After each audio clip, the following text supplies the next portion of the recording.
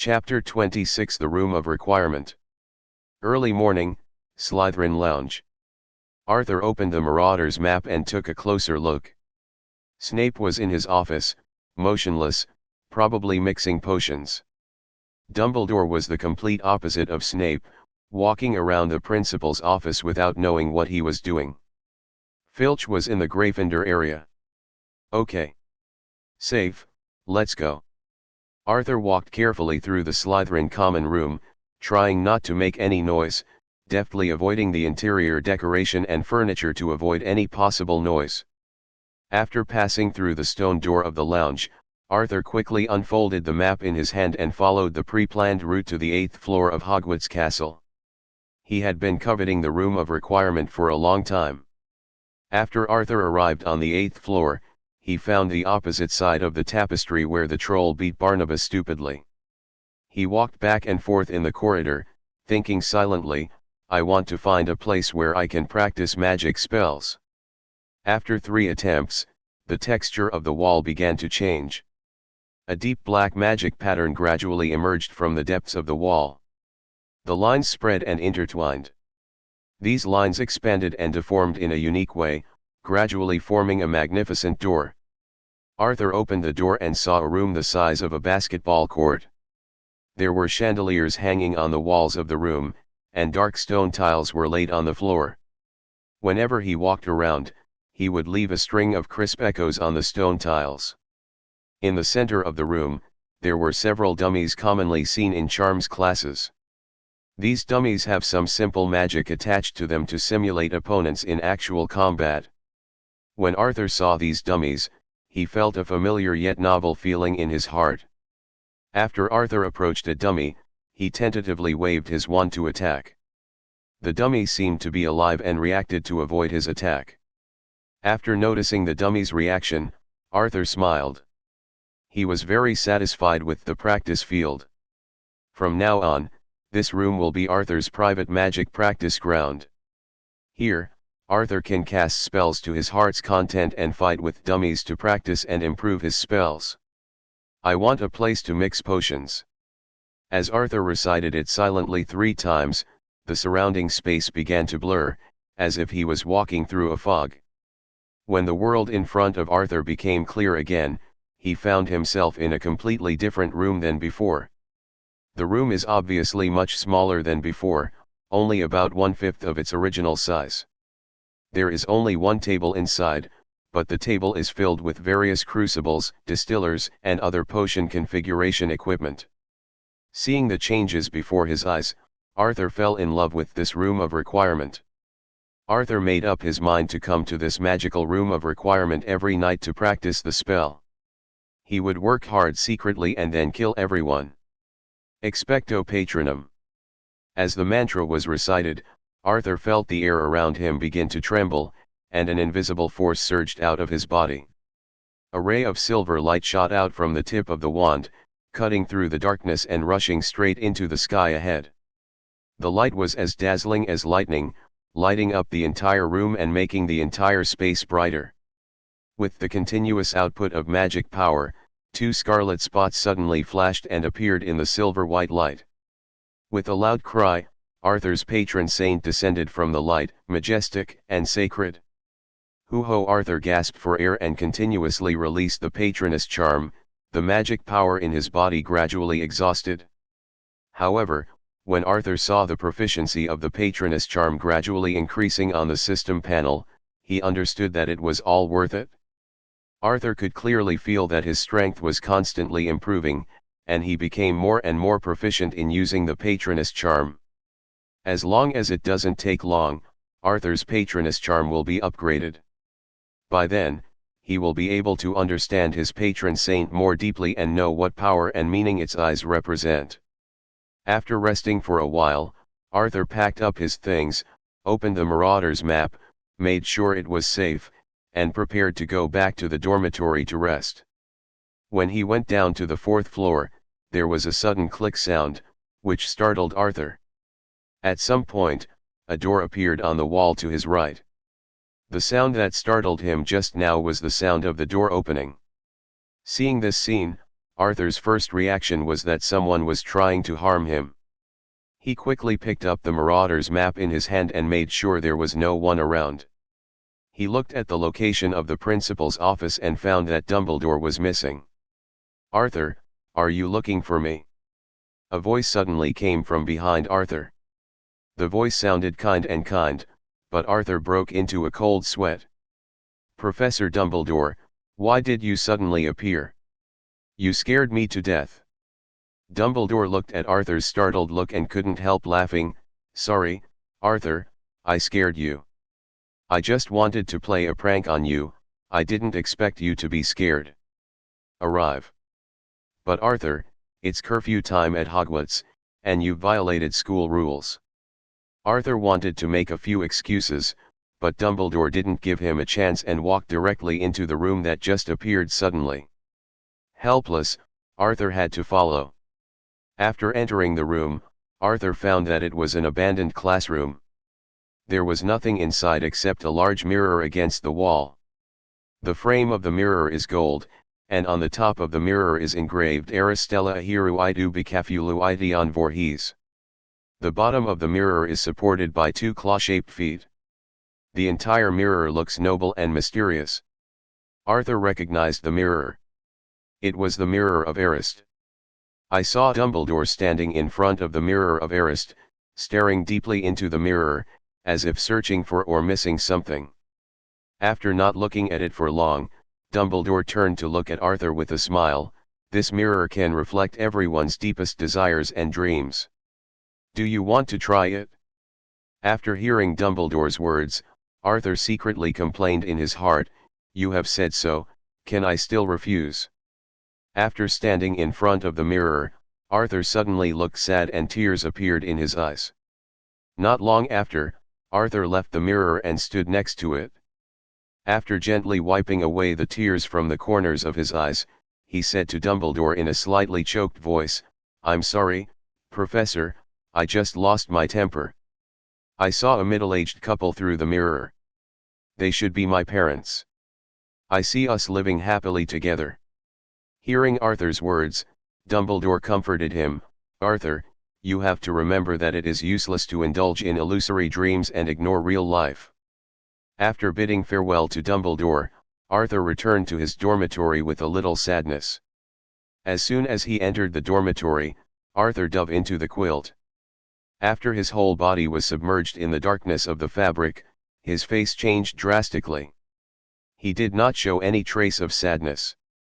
On the contrary, Arthur's eyes flashed with a kind of sadness. A cunning light. Chapter 27 Water of Life and Death. Night. Hoo-ho! In the Slytherin student dormitory, Arthur was woken up from his sleep again. Ever since he looked into the mirror of Arist on the 4th floor last week, he had been troubled by the same nightmare. After meeting Dumbledore on the 4th floor that night, he knew that this was a trap for him. Dumbledore may well have been waiting for his night out. So the moment he saw the mirror of Arist, Arthur kept reminding himself that no matter what picture appeared in the mirror, he had to pretend to see his family and show a look of yearning and sadness. Arthur knew very well that Dumbledore would not use legilimency on others easily. As long as he pretends to be realistic enough, with Dumbledore's current character, even if he has doubts, he will not take any dangerous action against him. It turns out that Arthur was right. Arthur actually didn't see anything in the mirror of Arist, not even his own figure. But from Arthur's perspective, the mirror of Arist was shrouded in a terrifying black fog, making it impossible to see anything clearly. At first glance, that black mist was not something that a decent wizard should have. Arthur himself was actually a little confused. What he introvertedly longed for most was not nigh. Crossed out. It was not power or knowledge, but strangeness. A black mist.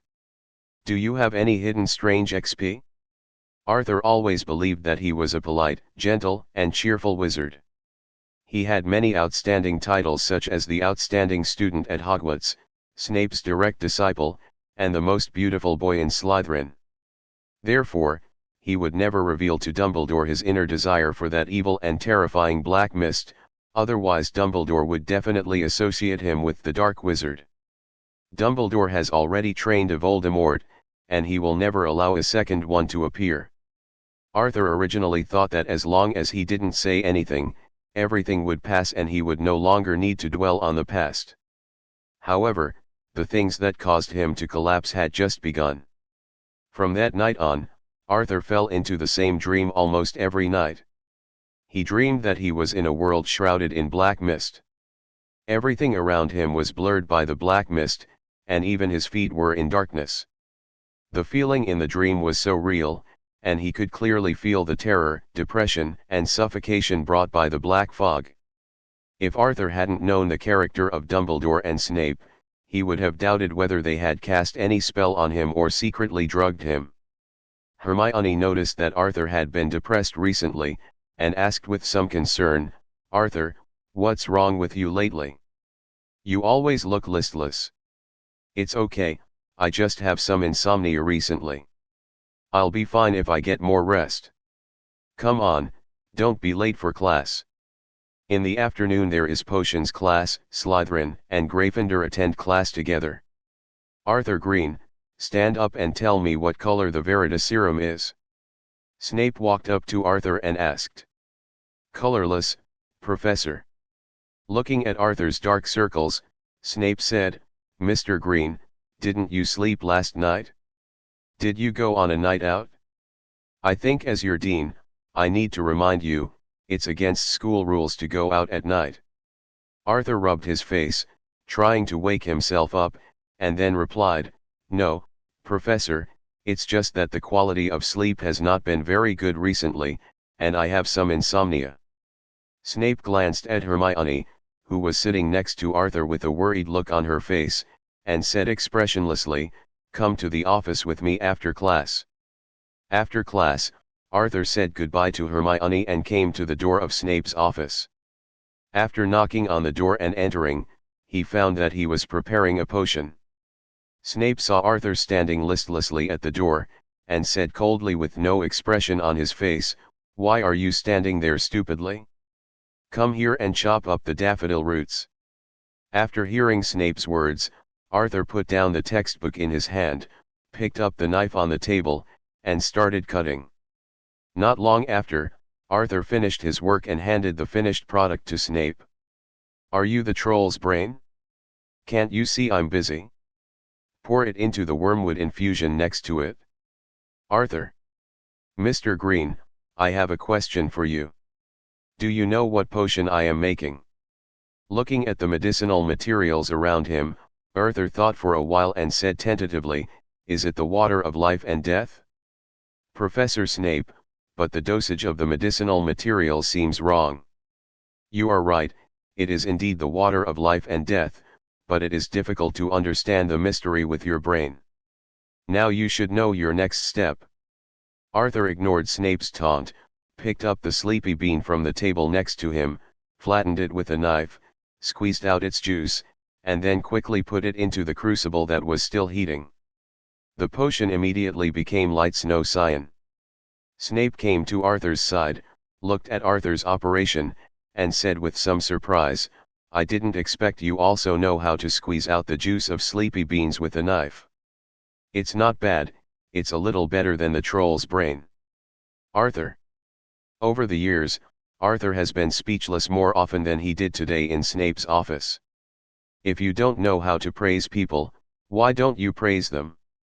Snape ignored the speechless Arthur, but picked up the medicine spoon and started to stir it, first stirring it counterclockwise 7 times, and then stirring it clockwise again. The potion immediately turned from light azure to light pink. "Professor, you are so awesome." Looking at Snape's operation, Arthur couldn't help but flatter him. Snape ignored Arthur, but after completing all the operations, he asked seriously, "Mr. Green, I hope you can tell the truth to me. Did you really not go out for a night out at night?" "Of course, Professor, I never violate school rules." Snape snorted coldly and said, "I hope what you said is true. If I find that you are lying, remember that I am talking about anyone, I will definitely kick you out of Hogwarts." Pack the water of life and death and take it back. Remember, you can only drink half a spoonful of the mixing spoon at most at one time. Arthur was a little surprised. What happened to Snape today? Was he sick and had a fever? Or was his brain burned out? How could he be so kind and even prepare sleeping potions for him when he saw that he hadn't slept well? If other Slytherin students knew this, they would definitely think that they were not awake yet. Arthur looked at Snape and asked doubtfully, "Professor Snape, are you sure?" Seeing that Arthur was actually questioning himself, Snape couldn't help but cursed, "Idiot, what are you doing standing there? Do you still want me to help you fill the bottles? Pack up quickly and get out of my office." Well, Snape is still the familiar Snape. Chapter 28 Alchemy Bracelet. In the room of requirement, Arthur took a long breath, wiped the sweat from his forehead, and picked up the work on the table, a silver-white bracelet, engraved with magic that seemed to flicker in the endless night. Texture. This was the first time Arthur had successfully refined an item. He could feel the extremely weak magic power in this bracelet. The function of the bracelet is similar to Neville's memory ball, but the bracelet can talk and tell you what you have forgotten. "FK, boy, hurry up and inject magic, I'm going to starve to death." A voice of unknown male or female came from the bracelet. Arthur. Opening the basic alchemy book on the side, Arthur carefully compared the contents of the book word for word. After confirming that his steps were correct, he scratched his head with a look of confusion on his face. He obviously followed the steps in the alchemy book, so why did the bracelet he made look so weird? What kind of alchemy breaking technique is this? Bit is disgusting, right? Why does the mouth of the bracelet it creates smell so bad? Seeing that the memory bracelet was still cursing, Arthur picked up a small box next to it and prepared to put it in it. "St, I need magic power, what are you going to do? Don't eat the sour radish." Quietus. After putting the bracelet into the box, Arthur quickly took out his wand and cast a silent curse on the box, and the curse on the bracelet disappeared instantly. Originally, for Arthur, this silver-white bracelet was the first successfully refined work in his alchemy career. He had thought of collecting it as a witness to the beginning of his journey as an alchemy master. But because of the bad taste of the bracelet, Arthur decided to give it away. Neville is good. I wonder if Neville was moved after getting the bracelet. Early the next morning, at the long Gryffindor table, Arthur saw that Hermione and the new Harry were dining, so he walked over and sat down. "Hey Neville, I got you something." After hearing Arthur's words, everyone raised their heads and looked at him curiously. Arthur took out a small wooden box from his coat pocket and handed it to Neville. "This is the first alchemy item I made. It has the same function as Neville's memory ball, but it will remind you of something you have forgotten." Among the four, except Hermione who knew that Arthur was learning alchemy, the other three, Harry, Ron, and Neville, were all confused. There was no other way, so Arthur had to explain to them. Except for Hermione who was a little excited, the other three looked at Arthur as if he were a monster. "You should go to Ravenclaw, Arthur," Harry complained, and everyone else nodded. After Neville heard that Arthur was going to give the first piece of work to him, he was moved and said to Arthur, "Thank you, Arthur." After saying that, Neville took the wooden box from Arthur and opened it and found a silver-white bracelet. Then he picked up the bracelet and was about to put it on his wrist. Arthur quickly stopped him, and then said to him, "Neville, don't wear it now. Wear it again after you return to the dormitory. You also need to inject magic into it once a month. You don't need to remember this. When the magic is about to run out, the bracelet will automatic reminder." After hearing Arthur's words, Neville nodded silently, his eyes full of deep gratitude, and then put the wooden box into the pocket of his coat, which seemed to be more bulging because of it. After seeing Arthur and Neville finish their conversation, Harry quickly came over to Arthur and said, "Arthur, You know what we found on the fourth floor, a huge three-headed dog. And before Harry could finish his words, Hermione interrupted him angrily, and then said angrily to Harry, "That's enough, Harry, this matter has nothing to do with Arthur, don't bring him into it." Seeing the little witch getting angry, Ron and Neville shrank their heads back in fear. Harry saw Hermione's angry expression and didn't bring up the topic again. Arthur comforted Hermione, who was a little angry, and then they finished breakfast in this atmosphere and went to class. In fact, Arthur really wanted to say that he knew, and even went to see it out of curiosity on several night trips, but Hermione's reaction made him swallow his words. In the morning, there was a defense against the dark arts class. Arthur and Hermione did not sit at the front like other classes, but chose a seat near the back. If you are accidentally bitten by a werewolf. In front of the classroom, accompanied by a pungent and unpleasant smell of garlic, Quirrell stood there stuttering and reading the textbook. Arthur was a little suspicious that Voldemort had no nose and Quirrell also had to bear some responsibility. In the defense against the dark arts class, Professor Quirrell paid almost no attention to the students sitting in the classroom, which gradually made many students more courageous, especially the Slytherin students. In today's class, Malfoy even crumpled paper into balls the size of marbles and threw them at Quirrell when he turned around. Several paper balls even hit Quirrell on the back of the head. Arthur gasped from behind and sighed, "Malfoy, you are really brave. If your father Lucius knew that you dared to throw a small ball of paper at Voldemort, he would probably be scared to the point of peeing. Malfoy, how can you throw a paper ball at the professor? Slytherin will deduct 1 point." When Malfoy saw that he was discovered by Quirrell, he was not afraid at all. "Just kidding, I am very brave. Professor Quirrell, your class is too boring. This is a defense against the dark arts class. You have to tell us about dark magic, right?" Malfoy continued to speak to Quirrell in an arrogant tone. Hearing Malfoy's words, the entire classroom immediately boiled, especially the Slytherin students. They shouted excitedly on their seats, demanding to learn dark magic. "No, no, dark magic is too dangerous. I can't teach you, otherwise the Ministry of Magic will get in trouble with me." Malfoy became even more excited when he heard Quirrell's words. He patted his chest and said confidently to Quirrell, "Don't worry, Professor Quirrell, do you know who my father is? My father is Lucius Malfoy. He and the Minister of Magic, the relationship is good and nothing will happen to you."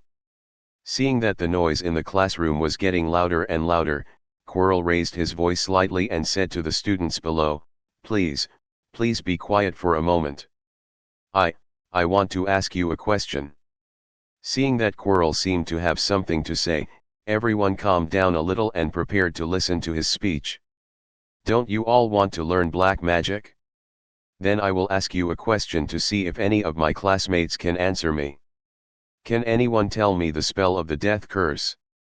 As soon as Quirrell finished speaking, the noisy classroom suddenly fell into silence. It was as if all sounds were sealed at this moment, leaving only Quirrell's faint words echoing in the air. Chapter 29 Quirrell's Invitation. Quirrell saw that the classroom suddenly became quiet and asked again, "Can no one answer my question?" "Malfoy, I noticed that you seem to be very interested in dark magic. So, now, can you try to answer the question I just asked?" Hearing Quirrell's question, Malfoy couldn't help but feel nervous. He swallowed, shook his head, and sat down silently. Malfoy's arrogance immediately disappeared, replaced by fear. He lowered his head, not even daring to make eye contact with Professor Quirrell. It seems that no one knows the answer to the question. Quirrell glanced at the expressions of the Slytherin students, and there seemed to be a little disappointment in his tone. Just when Arthur also chose to pretend to be deaf and dumb, a figure accompanied by the pungent smell of garlic appeared next to his desk. "Classmate Arthur Green, can you tell me the answer?" Seeing Quirrell standing next to him, Arthur knew something was wrong. The other party was coming for him. Arthur felt a little depressed. The savior Harry Potter was sitting in the front row. Why didn't they go to Harry, but to him? Not to mention that Dumbledore was spying on him, but now Quirrell is also targeting him. Why, Quirrell, you big-eyed guy with big eyebrows, is ready to rebel. Arthur stood up, frowned and said, Avada eats a big melon. Yes, well done, classmate Arthur Green. 5 points for Slytherin. Quirrell said, inexplicably excited after hearing Arthur's answer. Regarding Professor Quirrell's move to give Arthur extra points, not a single student in the classroom cheered, not even the Slytherin students had any reaction, and the entire classroom fell into silence. Almost all the little wizards looked at Arthur with fearful eyes. Looking at Quirrell's performance in front of him, Arthur seriously doubted that it was Voldemort who controlled Quirrell's body now. After class, Arthur had just packed up his textbooks and was about to leave the classroom with Hermione. When he stood up, he noticed the change in the attitude of the people around him towards him. Now everyone seemed to be deliberately avoiding him. Harry and Ron came to them, and Ron said hesitantly, Arthur, you'd better not say those words in public in the future, it's too scary. Arthur felt that they were making too much fuss. He didn't know how to use the death curse, and he didn't hold a wand. He just recited the spell once. But after Arthur saw the nervous and frightened reactions of the people around him, he still nodded and agreed. Hermione said, It's all Professor Quirrell's fault, how could he ask such terrible questions like this? The dark arts class should learn some knowledge about defense and combat against dark arts, instead of discussing these scary and disturbing topics. Just when several people were complaining about Quirrell, a Slytherin student suddenly came over and interrupted their conversation. Arthur, Professor Quirrell asked you to come to his office. He has something to ask you. Arthur suddenly had an ominous premonition in his heart. He didn't know what Quirrell or Voldemort wanted to do with him. After bidding farewell to Hermione and the others, Arthur handed over his textbooks to Hermione, and the two agreed to meet in the library. Then, he walked up the stairs to Professor Quirrell's office door. Arthur felt a little uneasy, not knowing what was waiting for him. After knocking on the door and entering, what you see is the large desk in the center of the office. The desk is filled with various magic books and scrolls. Some of the books look very old and their covers have turned yellow. One side of the office is a huge window, inlaid with ancient stained glass, depicting some mysterious magical patterns. In the other corner of the office, there was a huge bookshelf filled with thick magic books. Arthur didn't dare to look at it because he was afraid of seeing books that he shouldn't see. Welcome, welcome Mr. Green. Come sit down and let's talk. Now Quirrell no longer behaves submissively in class, and even his stuttering has disappeared. Professor Quirrell, I wonder what you want to see me for. Quirrell replied, It's nothing. Didn't you say a magic spell during class? I'm afraid you may have some psychological burden, so I want to comfort you. The Dark Lord is afraid that Arthur will be tempted by black magic, so he comes to provide him with psychological counseling. Is this a new hell joke? Professor Quirrell, I'm actually fine. It doesn't have much impact. It's just that my friends are still waiting for me. Can I go back first? Quirrell ignored Arthur's words, but continued, You have ability, talent, and most importantly, ambition. Arthur, I really admire you. Do you want to experience real black magic? Before Arthur could answer, Quirrell took out his wand and pointed it at a mouse on the corner of the table. Avada Kedavra. Avada Kedavra. A green light spurted out from the tip of the wand, like a poisonous snake, quickly penetrated the air and hit the target. The mouse's body was instantly enveloped in the light, and then, with a scream, it stopped moving, leaving only a faint green light flickering in the air around its body. Ding! Avada Kedavra LV 1,76.5%. Seeing that Arthur was a little stunned, Quirrell also cast a death curse on the other poor mouse. Ding. Avada Kedavra LV 2,1.65%. FK, what is a black magic talent that exceeds human limits? Tactical backup. Arthur was frightened by this sudden scene and took several steps back. He was frightened by the death curse, but more importantly, he was afraid that Voldemort would have a showdown with him, and Arthur might not be able to leave the office. Arthur quickly stopped Quirrell's next move and said, "Professor, how could you use the unforgivable curse in front of first-year students?" Seeing Arthur's panic, Quirrell said, "Arthur, you are different from them. You are more talented than them and stronger than them. Excellent students will always get some preference from their teachers, right?" Wiping the sweat from his forehead, Arthur thought to himself, if Dumbledore hears this, will he be treated as an accomplice of Voldemort? Quirrell took out a piece of parchment from the drawer, handed it to Arthur and said, "There is my warrant on it. With it, you can enter the restricted book area of the library. Go in and have a look. Believe me, you will gain a lot of." After receiving the warrant, Arthur said goodbye to Quirrell and left his office. After Arthur walked out of the Defense Against the Dark Arts classroom, he found that his back was soaked with cold sweat. He walked quickly to the end of the corridor, wanting to leave this thrilling place as soon as possible. This morning's experience was really exciting. Chapter 30 For the Greater Good. Defense Against the Dark Arts classroom, in Quirrell's office. Quirrell said, "Master, I really don't understand why you want to take this risk. Is that little wizard so important?" A hoarse voice came from the back of Quirrell's head and cursed at Quirrell, "Idiot, do you think Dumbledore doesn't doubt you? As for Arthur Green, he looks modest and elegant. However, it is like a veil that covers his ambition, but the pride and tyranny in his eyes cannot be hidden. His desire for power will make him stand out in the future. Be our friend, not our enemy." After hearing Voldemort's words, Quirrell was still a little worried and said, "But Arthur G. Shut up, you idiot, how dare you question me?" Then wails and screams came from Quirrell's office.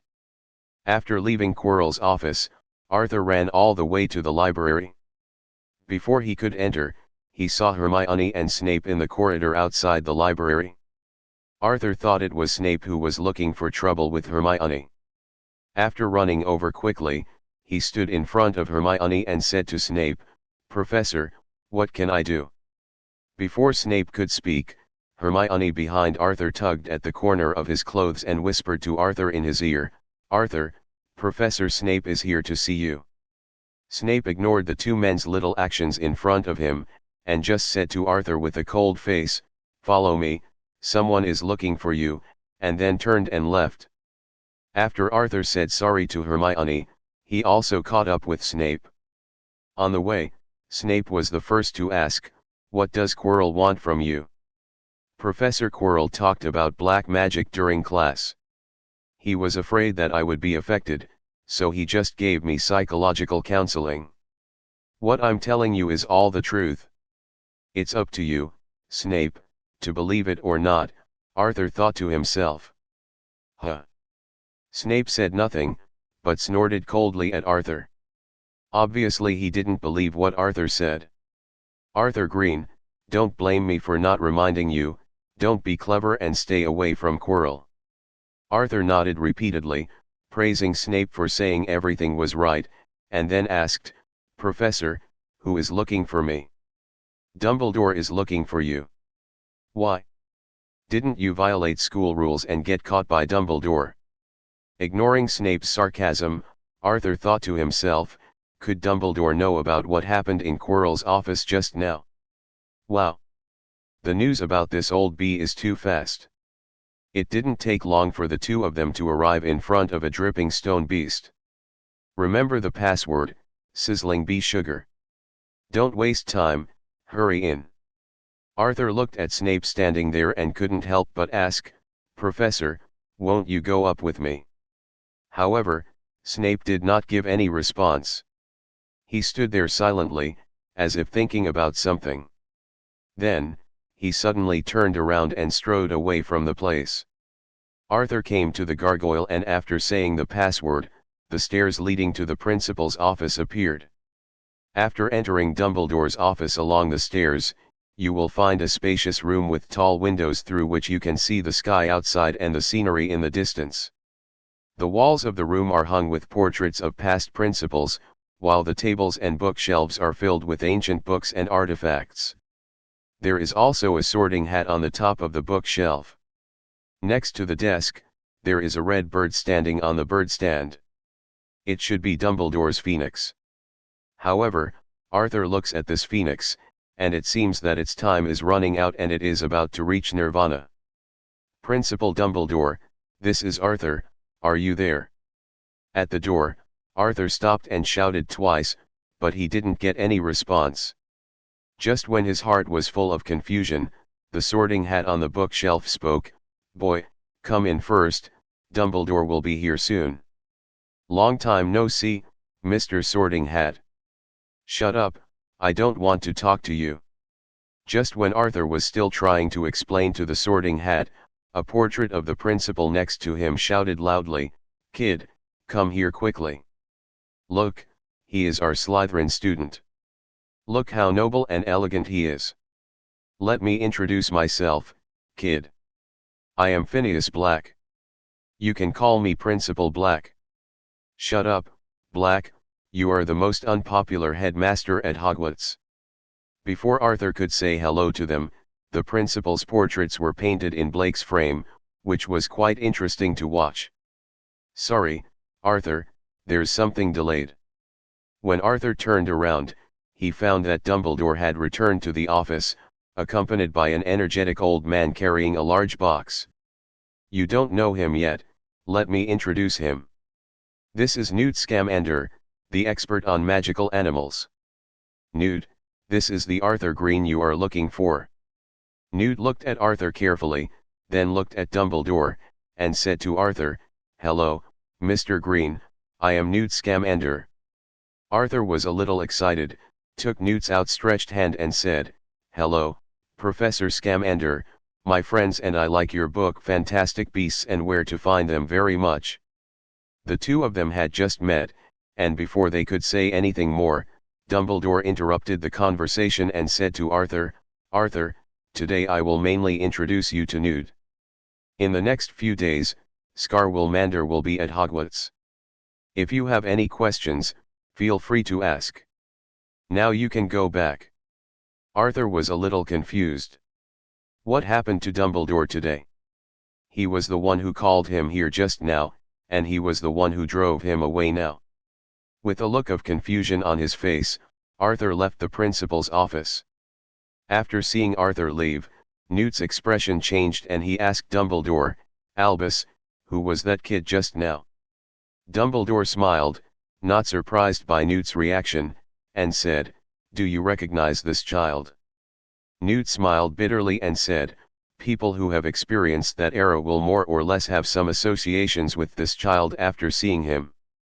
"You guessed it right, he is indeed a descendant of the Grindelwald family." Seeing that Dumbledore did not hide his intentions, Newt asked curiously, "Does Gellert Grindelwald and those who are loyal to him know about the existence of this child?"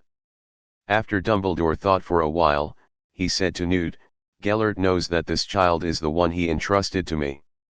"Albus, are you sure that Grindelwald is still in Nurmengard?" Dumbledore shook his head and said, 10 years ago, after Gellert entrusted this child to me, he disappeared." Newt asked in shock, "Why didn't you stop him? Have you forgotten how much we paid a painful price to deal with him? For the greater good." Chapter 31 The Maid Tom. Dumbledore said to Newt seriously, "For the greater good. Albus, you." Newt stood up from the sofa in shock. Now he couldn't tell whether the person in front of him was Dumbledore or Grindelwald. "Albus, are you sure you know what you're talking about?" Faced with Newt's doubts, Dumbledore said, "Of course, Newt, I'm not a fool yet, and I'm not pretending to be Gellert, so don't be nervous."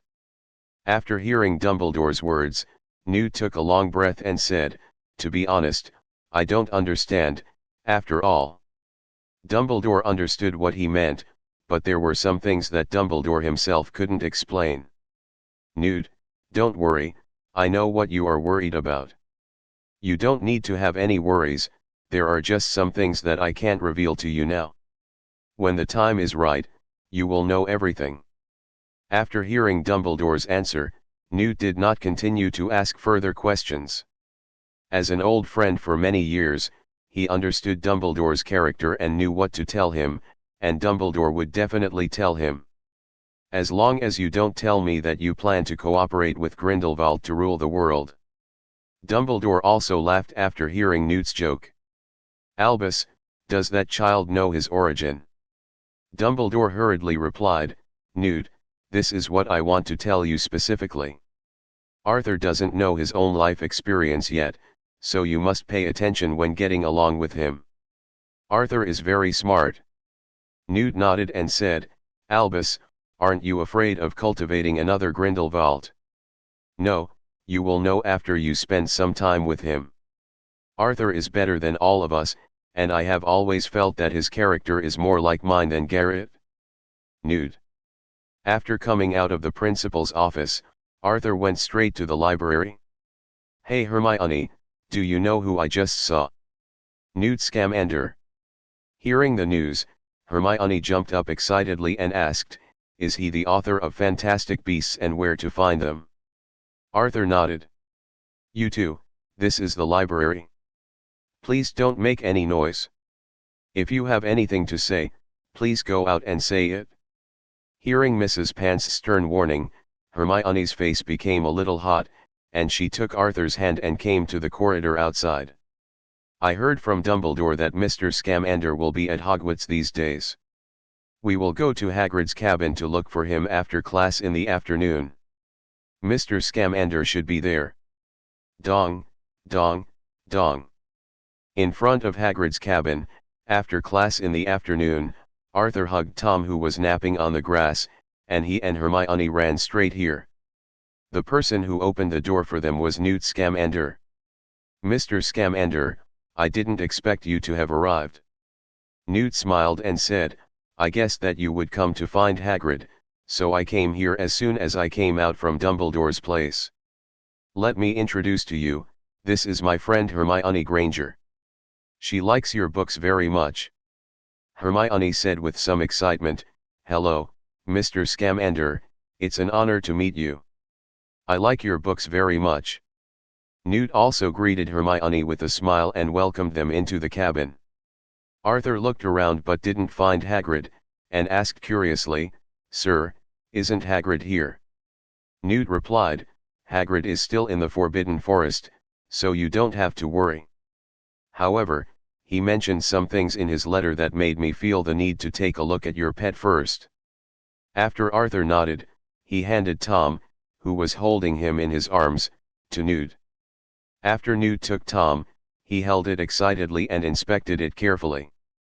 A quarter of an hour later, Newt frowned and said to Arthur, Mr. Green, can you tell me where you got this pet? Seeing Newt's expression become serious, Arthur replied, It suddenly appeared in my room before school. Is there something wrong with Tom, sir? After hearing what Arthur said, Newt said, Tom looks like a crow or a raven, but if you look closely at its claws, you will find that neither crows nor raven have such cold and sharp claws. Also, I just used my wand to cast an attack spell on Tom's feathers, but you see, it didn't leave any traces Merlin's beard. This defensive ability is really exaggerated. Arthur took Tom and touched the feathers that had just been attacked, but they still remained smooth to the touch. So Mr. Scamander, what do you mean? Newt replied seriously, there are only two possibilities, either Tom is a type of magical creature that has not yet been discovered, or Tom was created artificially. After hearing the second half of Newt's words, Arthur suddenly stood up from his chair, his face full of disbelief. Seeing that Arthur was a little too excited, Hermione gently pulled his hand and told him to calm down. After calming down his emotions, Arthur said to Newt, Sir, Tom is obviously a creature of flesh and blood, How could it be possible that he was created? Don't be nervous, Arthur, this is just a possibility. Maybe Tom is an extremely rare breed, and I may not have seen it. Arthur understood that Newt was trying to comfort himself. How could Newt have never seen or even heard of such a creature after studying magical creatures for so many years? Arthur continued to ask, Mr. Scamander, do you know of any current master in the wizarding world who can create magical creatures, or is there some way to achieve this? Alchemy. Newt said, Arthur, alchemy is very dangerous, and it is illegal to use alchemy to create creatures. Once discovered by the Ministry of Magic, you will be imprisoned in Azkaban and will never be free. Mr. Scamander, is Gellert Grindelwald okay? Upon hearing Arthur's question, Newt's expression became a little unnatural, his eyes wandered, and he did not dare to look directly at Arthur. Newt lowered his head and stammered, Arthur, why do you ask that? How could it be him? Isn't Grindelwald still imprisoned in Nurmengard? Due to Dumbledore's excessive attention to himself, Arthur had doubts about his life experience before. After meeting Newt Scamander for the first time in the principal's office in the morning, seeing his reaction made Arthur even more convinced of his life experience. The question just asked was deliberately asked by Arthur, just to see Newt's reaction. The result was obvious that Mr. Scamander was not good at lying. So my surname is not Green, but Grindelwald. Mr. Scamander, are you okay? After raising his head, Newt saw Arthur's friendly and bright smile, and felt a trance in his heart. He seemed to see the young Grindelwald, but also seemed to see the young Dumbledore. Chapter 32 Apostle. Albus, Albus, something happened. Newt hurriedly bid farewell to Arthur and others, and walked quickly and hastily towards Dumbledore's office. After seeing Newt's panicked expression, Dumbledore comforted him, Don't be nervous, Newt. If you have anything to do, sit down and talk slowly. Would you like a glass of lemon juice? Newt, who was sitting on the sofa, said to Dumbledore uneasily, Sorry, Albus, that kid has probably guessed his life experience. Dumbledore's expression changed, and then he said, Newt, are you sure? Have you said anything to Arthur? I'm sure, but I didn't tell him anything. Arthur guessed it himself. Albus, that kid is so smart, today. Newt told Dumbledore exactly what happened in Hagrid's cabin today, and then there was silence in the office. Dumbledore sighed and broke the silence between the two of them first, saying to Newt, It's not your fault. Arthur has made some guesses before. As I said before, he is very smart. Newt said, Albus, will this have any impact on the child? I think you should sit down and have a talk with him. After all, you are his. Dumbledore shook his head and said, I will talk to him, but not now, the time has not come yet. After hearing Dumbledore's words, Newt stopped talking about this topic. After all, it was considered his household chores. Newt, tell me about Arthur's pets first. Newt nodded and said seriously, Albus, that is a created magical creature. This method is really appalling. Was it you or Grindelwald? Dumbledore frowned. After thinking for a while, he shook his head and said to Newt, It's not us. I have seen that bird. Gellert and I haven't been able to do this. But apart from you and Gellert, the only one left is Nico Flamel. Could it be him? Dumbledore said, It's not Nico. He is too old and has no ability to make it. But apart from you, I really can't think of anyone who has the ability to do such a thing. Albus, are you hiding something from me? Looking at the excited Newt, Dumbledore said, Calm down, Newt. After Newt realized that he had lost his temper, he took a deep breath and apologized to Dumbledore, I'm sorry, Albus, what happened this afternoon was a big shock to me. I never thought that someone would create magical creatures. This is such evil behavior. Dumbledore fell into deep thought after hearing his words. After a while, Dumbledore became serious and said to Newt, "Newt, there are things I didn't plan to tell you right now, but we really need your help now. I hope you can help me with what I'm going to do next. Keep what you say confidential." Seeing how serious Dumbledore was, Newt said, "If you need anything from me, just ask me. Do you want to use the fidelity charm?" Dumbledore shook his head and said to him, "No need for the time being, we don't have much information at the moment. You just need to keep it confidential." Newt nodded and agreed. Dumbledore stood up, came to his desk, took out a piece of parchment from the drawer and handed it to Newt. After taking the parchment, Newt found that there were no words on it, only a pattern. The pattern consists of a circle, a triangle, and a lightning bolt symbol. Unlike the Deathly Hallows symbol, this pattern is a circle wrapping a triangle, and the lightning bolt symbol runs through the entire pattern. Newt was a little confused, and then said jokingly, "Is this the new Deathly Hallows pattern designed by Grindelwald for the Wiccan party?" Dumbledore smiled and said to Newt, "This is the sign of an apostle. The apostles are an extremely ancient wizarding organization that has existed for thousands of years. It is estimated that only Merlin knows their origins." Newt was a little confused now and asked, "How come I have never heard of this organization for nearly 1,000 years?" Dumbledore said, "Don't say it's you. If the apostles hadn't suddenly become active in the past few decades, even Gellert and I wouldn't have noticed this mysterious organization.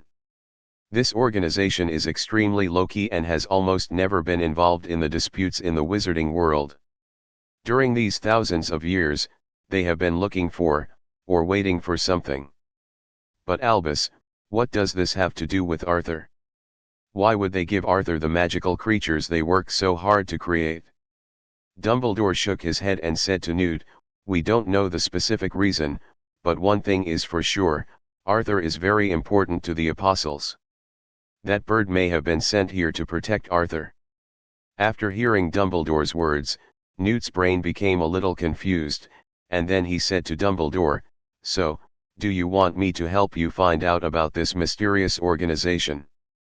Dumbledore nodded and said to him, "I hope you can help us collect intelligence as much as possible, but please remember, don't trust anyone easily. The identities of the apostles are very hidden, and anyone may be an apostle. I'm not afraid of your jokes. There are even apostles in Hogwarts." Newt asked in disbelief, "Have you confirmed your identity? Why don't you arrest me and just use Veritaserum, so that everything is clear?" Dumbledore said helplessly, "It's not that simple. Gellert and I have tried various methods, but we can't get any useful information. The apostles all have a special magic to protect their brains. We currently cannot break through this layer of protection to obtain information. Newt, there are not many people I can trust, and you are one of them. I leave this matter to you. We know too little about the apostle, and I hope you can find out some information as soon as possible so that we can understand this matter. The mysterious organization has more to learn about." Newt nodded in agreement. "Newt, please remember that this organization is very scary. You must remain vigilant when collecting intelligence to ensure your own safety." "I understand. Is there any news from Albus?" Dumbledore thought for a while and then said, "Gellert and I have also discovered some uncertain news over the years. There seems to be some connection between the Apostle and Voldemort. We found that the shadow of the Apostle ran through Voldemort's growth path, so Gellert and I both suspected that Voldemort was created under the guidance of the Apostle, and the purpose is still unclear." Newt shook his head and said to Dumbledore, "Albus, is this why you let Grindelwald go? Are you two cooperating now?" Dumbledore was silent for a while, and then said meaningfully, "It may be one of the reasons." Chapter 33 Pursuit. After hearing Arthur's question, Newt looked a little unnatural, as if his heart was turbulent. He hurriedly made an excuse and left Hagrid's hut nervously, as if he was escaping from something. "Arthur, did we say something wrong?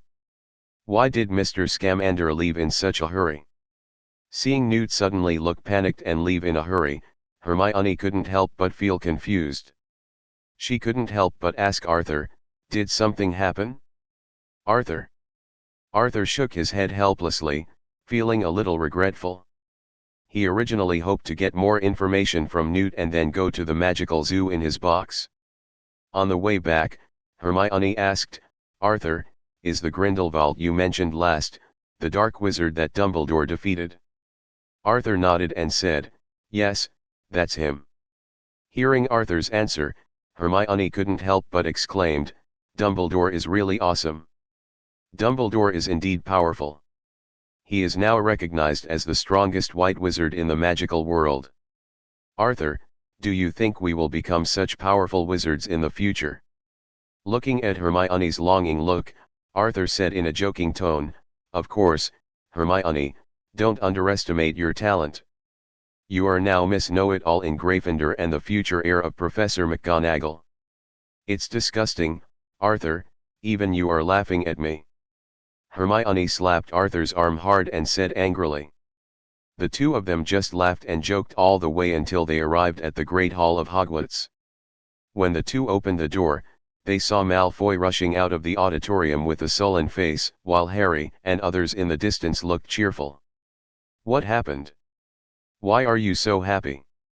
Arthur and Hermione walked over and saw the excited Harry trio and asked. Just now Malfoy wanted to provoke again, and Ron said that Harry has joined the Gryffindor Quidditch team and will represent the college in the competition soon. Before Neville could finish his words, Ron couldn't wait to say, "Arthur, you two didn't see the change in the expression on Malfoy's face just now. It's really funny.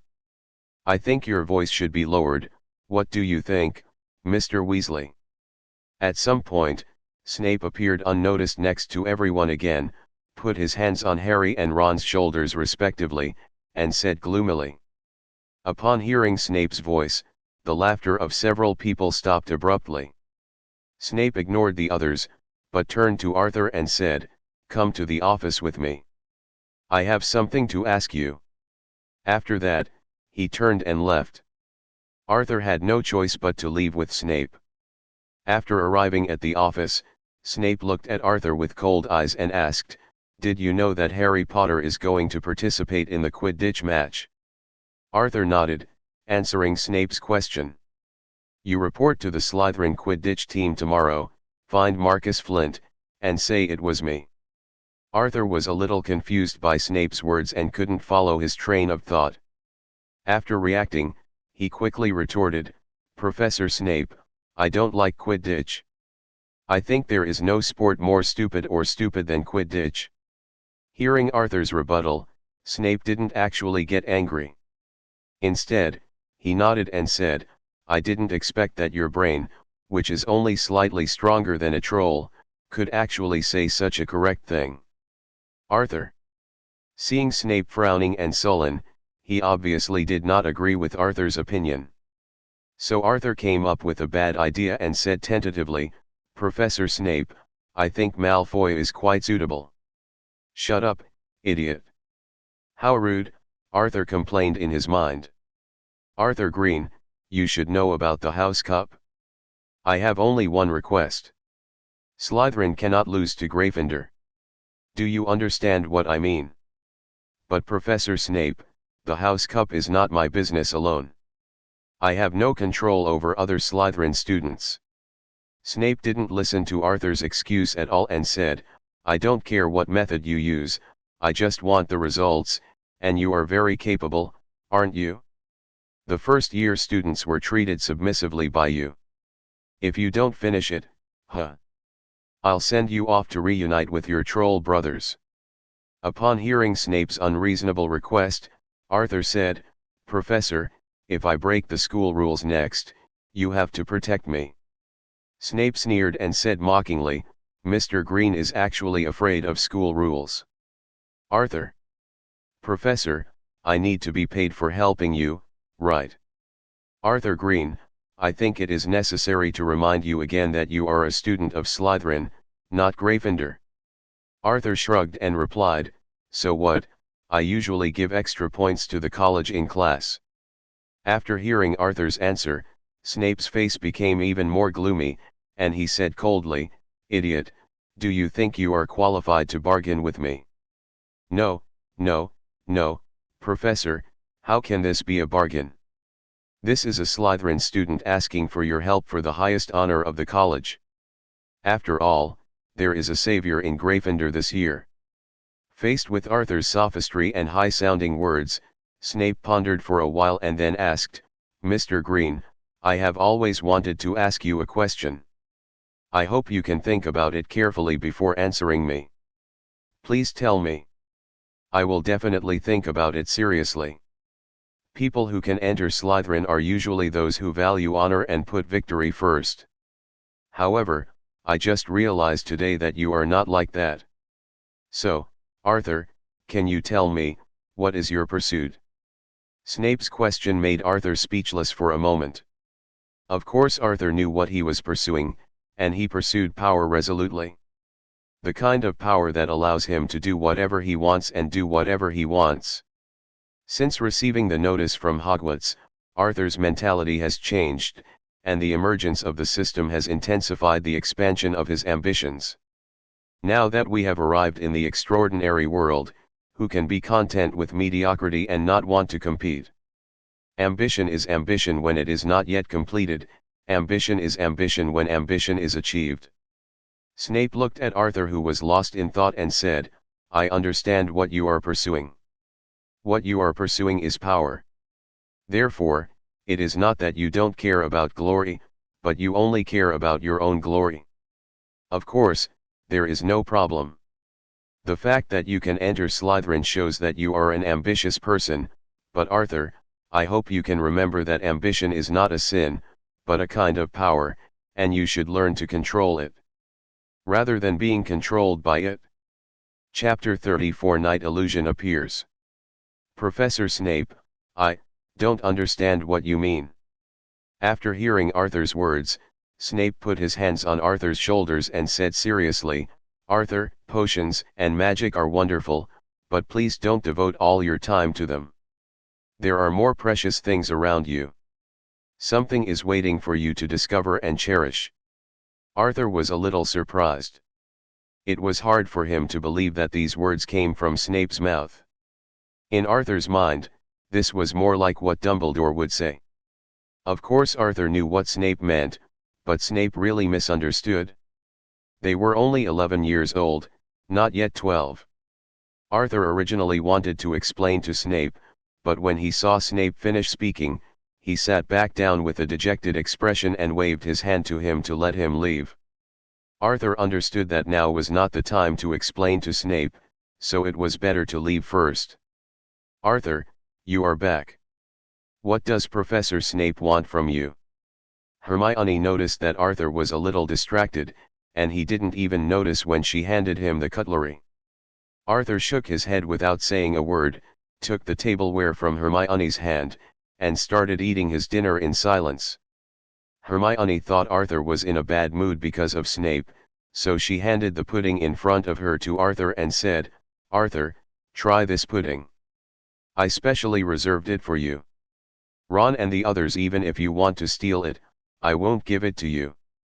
Arthur took the pudding from Hermione's hand, looked up in Snape's direction, and then ate happily. "Mmm. It smells so good. Time always passes by quietly and inadvertently, and in a blink of an eye, it has arrived at the end of October. At night, there is a room where everything is answered. Host, Arthur Green. Occupation, Wizard. Inventory, free points +1. Talents, max 10. Charms, 8, gifted. Potions, 7, regarded as a gift. Transformation, 9, excellent talent. Divination, 1, time is good, time is not good. Black magic, 11, Dementors will tremble when they see you.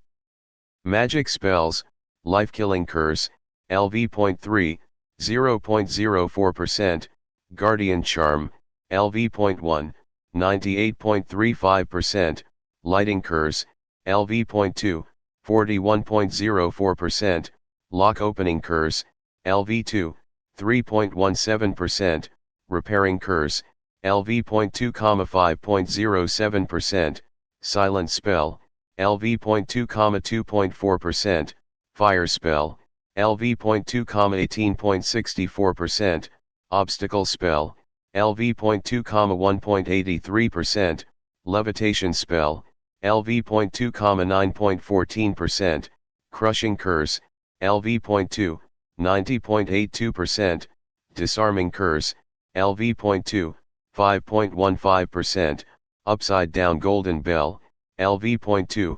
8.25%, front teeth matching stick, LV.2, 6.25%. Number of card draws, 50. Become the most powerful and terrifying Dark Lord. After 2 months of high-intensity practice, almost all the magic spells have reached level 2. The Patroness charm is still level 1. It is much more difficult to improve than Arthur imagined, but it only happened in the past few days. As for the Death Curse, as the only 3rd level curse, Arthur could swear on Merlin's pants that he had never practiced it even once. Every morning when he wakes up, Arthur will open his system panel and check that the Death Curse is just like hanging up, and his proficiency is gradually increasing. This may be talent. The number of card draws has also accumulated to 50 times, and Arthur, who has endured it for 2 months, is ready to draw them all tonight. My turn, draw a card. Thank you for your patronage. Bibiduo Weird Beans, Spinach Flavor. Thank you for your patronage. Jawaibeo Super Bubble Gum. Developing Potion, 1 bottle. Charged Stun Gun. Thank you for your patronage. Complete set of Chocolate Frog collectible cards. Arthur looked at the items that he had drawn 10 times in a row and sighed. They were all useless. Among the items was a technological item, a charged stun gun. After being hit, the whole body would be paralyzed and fall into a coma.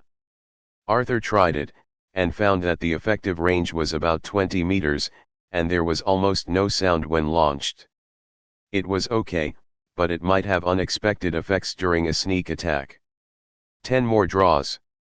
As the card drawing animation ends, the entire interface is filled with golden light, and the moment Arthur has been waiting for has finally arrived. Magic, Illusions of the Night. Thank you for your patronage. Chocolate Frog. Thank you for your patronage. Aragog's Venom, 2 pints. Thank you for your patronage. Thank you for your patronage. Licorice Magic Wand.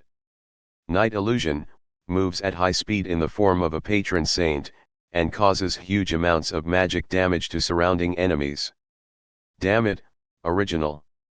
Arthur was very excited now. A super magic, plus 2 pints of acromantula venom, became powerful. Arthur glanced at his system panel and saw that Nightfall, LV1, 0.01%, had appeared in his spell column. Now he couldn't wait to try this new magic as soon as possible. Arthur did not use a magic wand, nor recited any spells. As he was thinking, a dark purple light flashed, and in an instant Arthur's figure disappeared, replaced by a raven flying with spread wings. Arthur feels that his current state is very strange. After turning into a raven, Arthur didn't feel any discomfort, as if this change was a part of his body. When he spread his wings and flew high, it was like an instinctive display, perfectly integrated with his usual way of action. He flew to a mirror by the wall and looked at his body carefully. It was almost exactly the same as his own patroness.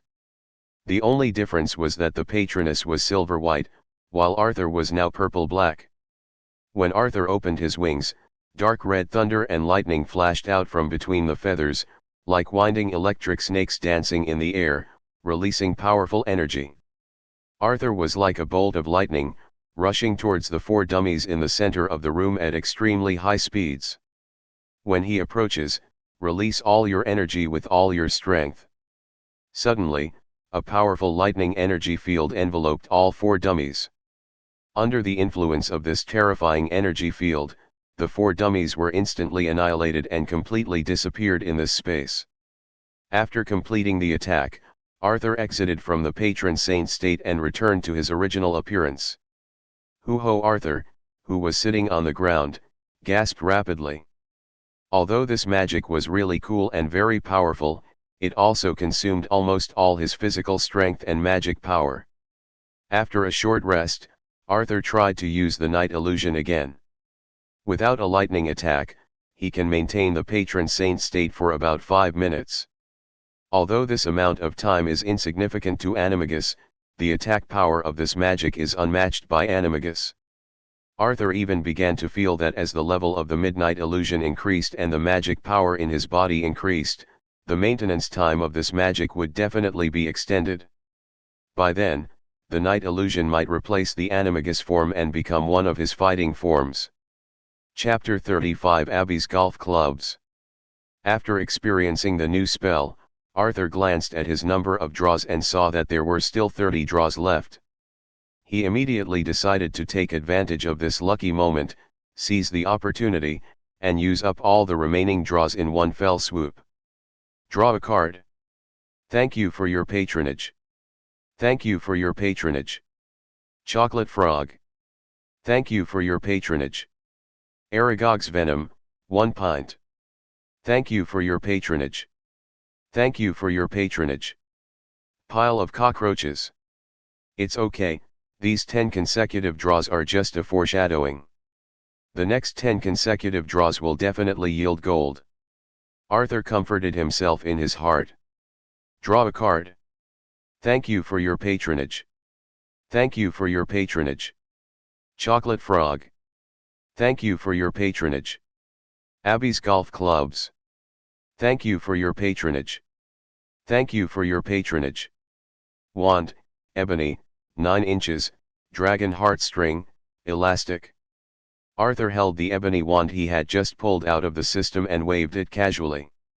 Although it was not as handy as his usual U-wand, it was generally pretty good.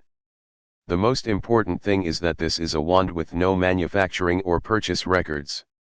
While in Diagon Alley, Arthur tried to buy an extra wand, but Ollivander refused. In the original plan, Arthur considered trying to steal a dark wizard's wand. But now, he no longer needs to risk his life to find a new wand. His plan is to use the ebony wand to complete the task of not picking up the light. The items extracted by the system can be put into the system space, and the wand will be stored in the system space after use. Auras can detect which spells you have used recently through your wand. If someone wants to check his wand, he only needs to hand the U-wand to them for inspection. After putting away the ebony wand, Arthur took out the golf club. He originally thought it was just an ordinary item, but the system gave him a surprise. Abby's Golf Club. Creatures hit by the club will fall into the virgin heart state within the next 10 hours. Hiss, what a disgusting club. Arthur took out the stun gun from the system space, holding the golf club in his right hand, and suddenly had a bold idea in his mind. What would happen if Quirrell was taken down with a stun gun and then hit with a golf club in the back of his head?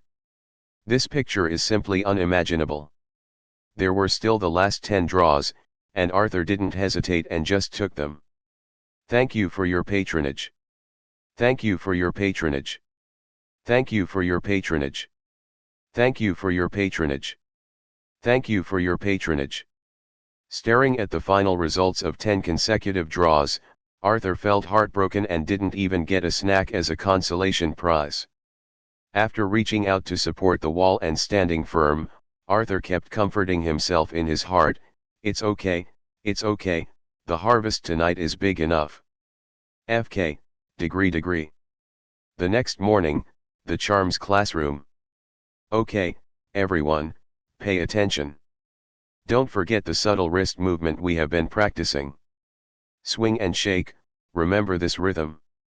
Professor Flitwick stood on his pile of books, pointing his finger as usual. The thin voice said, 1 wave and 1 shake. This seems simple, but in fact it requires precise control and practice. He picked up a wand and began to demonstrate this action. He waved his wrist lightly and the wand was waved out.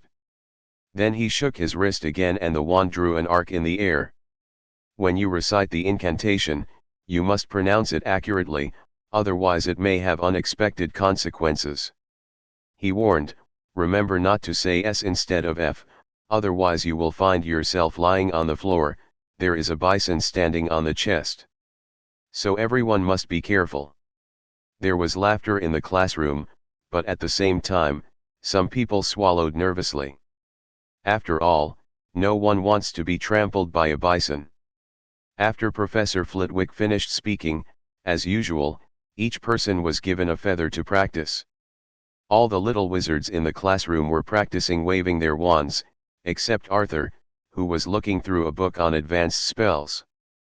Professor Flitwick already knew Arthur's strength, and he understood that it was a waste of time for Arthur to practice the levitation spell with these little wizards.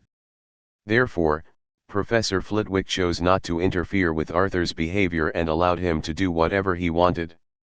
Flitwick glanced at Arthur, and then at the group of students next to him who were still troubled by the levitation spell. He couldn't help but feel a surge of emotion in his heart. The gap between people is sometimes even greater than the gap between people and trolls. Much larger. While feeling emotional, Professor Flitwick couldn't help but secretly curse the Sorting Hat for being confused. Such an outstanding student should obviously be sorted into Ravenclaw, not those arrogant Slytherins. He really admired Arthur's talent and wisdom. After class, Arthur packed his belongings and got up to find Hermione. Before Arthur could finish speaking, Hermione hurriedly left the classroom with a stack of books and her head bowed. Harry, Ron, and Neville ran over and said anxiously, Arthur, catch up with Hermione. What we just said may have made her angry. I just saw her secretly wiping tears. Arthur heard this and quickly chased in the direction Hermione left. Arthur walked quickly through the corridor, looking around for Hermione. Not long after, Hermione was seen walking in front silently, her shoulders shaking slightly, obviously crying. He rushed to her side quickly and patted her shoulder gently. Hermione raised her head, her eyes red and the tears she had just stopped leaving traces of tears on her cheeks. After seeing that the person coming was Arthur, Hermione silently wiped the tears on her face, smiled reluctantly and said, I'm fine, Arthur, you don't have to worry about me. Hermione's voice was slightly hoarse, but still strong. Although she was feeling a little down, she didn't want Arthur to worry too much.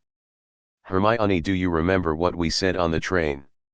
Hearing Arthur's words, Hermione nodded and said, of course, we are best friends. Don't worry Arthur, I'm really fine. You don't have to worry. I'll just be alone. After hearing what Hermione said, Arthur swallowed back the words he originally wanted to comfort her and left her alone. He knew Hermione's strength and self-esteem, and knew that she didn't need too much comfort. After Hermione left, Arthur came to the Hall of Hogwarts, which had been decorated with a Halloween theme. Arthur found the Weasley twins at the Gryffindor table, borrowed the Marauders map from them, and searched for Quirrell's location. Arthur will give the master and servant a lesson in love tonight. Quirrell will release the troll tonight, Arthur is going to follow him, and then find an opportunity to sneak attack with a stun gun, and finally use a golf club to give them both a holy buff. Hee. Chapter 36 Attack on Halloween. As night fell, Arthur's eyes were fixed on the Marauders map. Professor Quirrell had not left his office all afternoon, and Arthur came to Quirrell's path ahead of time and cleverly hid in an inconspicuous corner. After some time, Arthur finally observed that Professor Quirrell began to take action and walked in his direction. Not long after, Arthur heard Quirrell's footsteps getting closer and closer, and hurriedly hid behind the wall. Wall. As Quirrell approached, Arthur clasped the stun gun in his hand, took aim, and patiently waited for the best moment to arrive. Finally, just as Quirrell was about to open the door and go out, he took aim and shot decisively, hitting Quirrell in the back. The moment Quirrell was shot, his whole body twitched, and then he fell backwards with a loud bang sound. Tisk, fortunately Voldemort has no nose. Arthur didn't expect this plan to go so smoothly, and he didn't have time to think about it. He quickly stepped forward, took out a golf club, and hit Quirrell hard on the back of the head. After hearing a muffled sound, either from Quirrell or Voldemort, Arthur took a nervous breath and quickly left the scene. Arthur ran to the corridor outside the Hogwarts Great Hall and quietly scanned the surrounding environment to see if there was anyone else. After confirming that it was safe, he heard the noisy movement in the auditorium, and he breathed a sigh of relief. And began to calm down his nervous emotions. Before Arthur could fully recover from his emotions, the door of the auditorium suddenly opened, and the prefects hurriedly left with a group of students. They all had serious expressions on their faces, as if something important had happened. Harry and the three of them went out and saw Arthur standing aside. He ran over in a panic and said, "Arthur, it's bad, a troll broke into Hogwarts, and Hermione didn't come to the dinner, so we don't know yet. Wasn't Quirrell knocked down by me? Why is there still a troll?" Arthur didn't have time to think too much. After taking out the Marauder's map, he looked for Hermione's location in the women's bathroom near the basement. Without enough time to take care of Harry and the other three, Arthur immediately transformed into the Raven Patroness, and then like black lightning pierced the night sky, rushing towards Hermione. Standing there, Harry and the others were shocked speechless by the situation in front of them. They stared dumbfoundedly at Arthur, who transformed into a black raven, flew quickly in the direction of Hermione, and disappeared into the night. Arthur quickly flew past one building after another, and finally came to the door of the toilet. Suddenly, he heard Hermione's scream, and he couldn't help but feel nervous.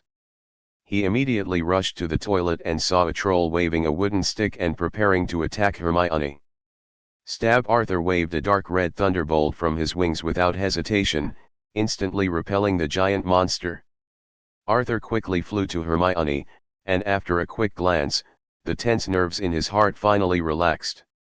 Fortunately, Hermione was not harmed. The troll that had just been repelled climbed up, holding the wooden stick in its hand, ready to attack him and Hermione again. Seeing this, Arthur waved his wings and reminded Hermione behind him, "Get down." Then he quickly adjusted his posture to prepare for the troll's attack. Hermione was also startled by the situation in front of her. She didn't know what happened. She only saw a raven suddenly appearing and saving her.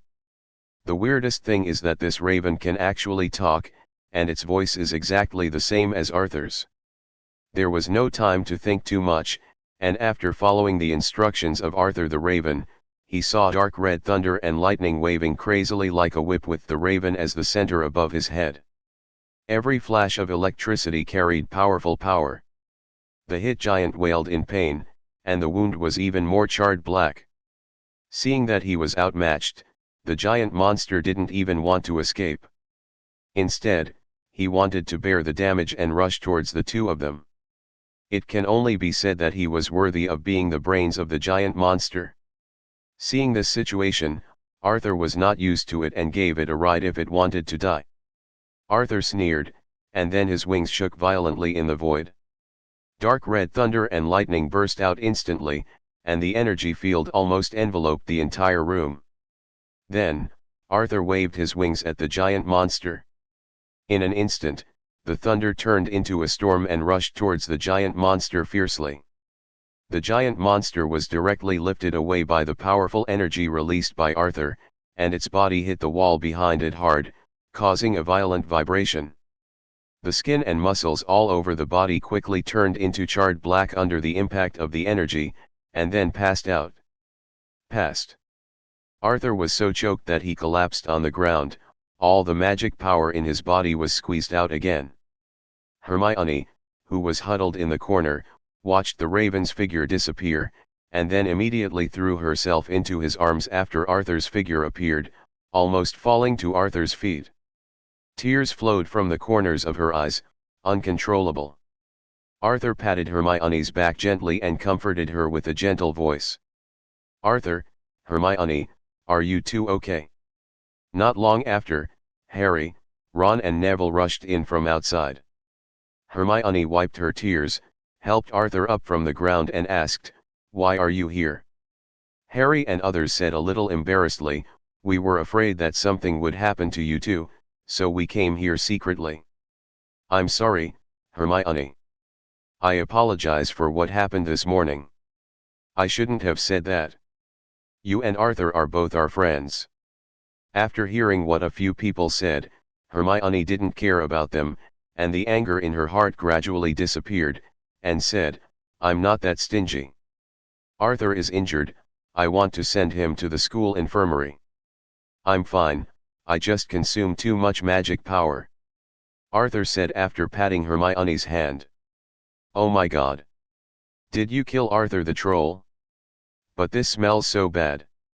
Ron and Neville came to the charred troll and said in shock. Arthur also had a headache now. He looked at the charred walls around him and didn't know how to explain it to the professors later. After all, this scene was not something that a little wizard could do. Before a few people came out of the toilet, there was a rush of footsteps in the corridor outside. After a while, Professor McGonagall rushed into the toilet first, followed closely by Snape. The two of them breathed a sigh of relief after seeing that Arthur and others were not hurt. Then Snape went aside to check on the troll, and Professor McGonagall said seriously, "Do you know what you are doing? Why don't you listen to the professors? Do you know how dangerous this is?" "I'm sorry, Professor McGonagall, they all came to see me. I read about trolls in books and thought I could deal with them." Just as Professor McGonagall was about to criticize Hermione, Snape interrupted, "Professor McGonagall, I think you should come and see the troll first." Chapter 37 Hug. How is this possible? After Professor McGonagall heard Snape's words, she turned around and glanced at the appearance of the troll, whose body was charred and black, bleeding with pus and blood, and died miserably against the wall. Professor McGonagall said with an extremely serious expression, "Miss Granger, I think you need to explain to us." After Arthur saw Hermione's frightened expression, he grabbed her nervously clenched fist and explained to Professor McGonagall, "Professor McGonagall, this is actually..." "That's enough, Minerva. Dumbledore will be here soon. Let the students go back to their dormitories first. If there is anything else, we can talk to them tomorrow." After Professor McGonagall glanced at Snape in surprise, she said to Arthur and the others, "Miss Granger, I am very disappointed with you today. Because of your recklessness, Gryffindor deducted 5 points. As for you, a few of them bravely faced the troll in order to save Granger, plus 5 points each." Hermione, who was originally depressed because the college was deducted points, instantly disappeared after hearing the second half of the sentence. She excitedly said to Professor McGonagall, "Thank you, Professor." After coming out of the bathroom, Harry said, unexpectedly, "We were not punished, but got extra points for the college. But I think we should give more points to Arthur, after all, we didn't do anything." Arthur shrugged and said, "I don't care, but I have to thank Snape tonight, otherwise I really didn't know how to explain it just now. It's all my fault, Arthur." Looking at Hermione who was hugging his arm, Arthur said softly, "As long as you're okay." Listening to Arthur whispering in her ear, Hermione lowered her head, and a strand of flowing hair gently hung down, covering her shy and red cheeks. "Okay, let's talk about anything tomorrow. Everyone should go back to their dormitories tonight." After everyone heard this, they all nodded in agreement and turned around to leave. Hermione had just taken 2 steps when she suddenly stopped, turned around and called Arthur to stop her. Then Hermione ran quickly to Arthur, threw herself into his arms, hugged him tightly, and whispered, "Thank you for tonight, Arthur." After saying that, Hermione quickly turned around and ran back to her dormitory without giving Arthur time to react. "Severus, we haven't figured it out yet, why did you let them go just now?"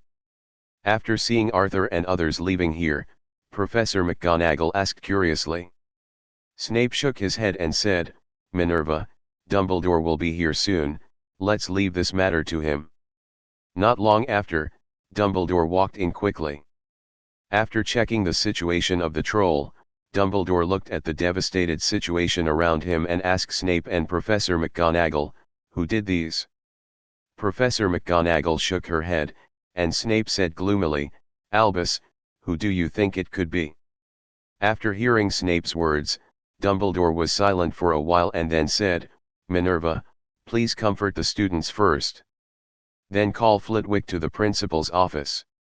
After Professor McGonagall nodded, she picked up the wand and restored the surrounding items.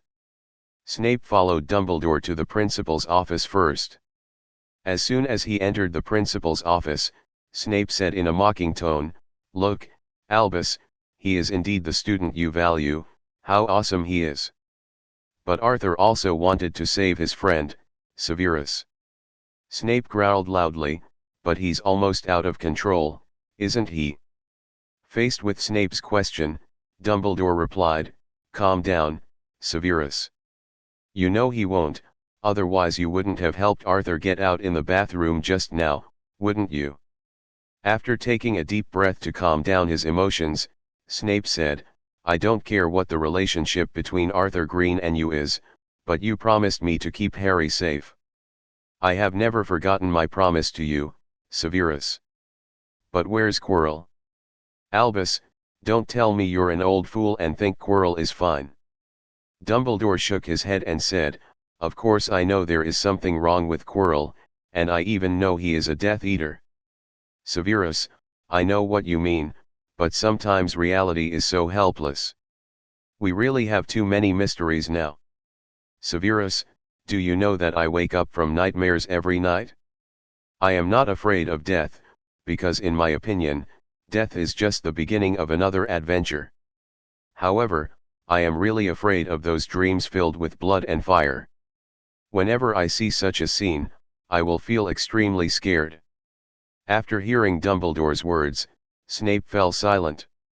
Not long after, Professor McGonagall and Professor Flitwick came to the principal's office. "You guys are here, Minerva, please sit down first. Do you want some dessert?" McGonagall and Flitwick both shook their heads and rejected Dumbledore's words. "Principal Dumbledore, let's talk about what happened tonight. Things were handled very well tonight. No student was injured, right?" Seeing that Dumbledore was still deliberately protecting Arthur, Snape said sharply, "Albus, how long do you want to hide it?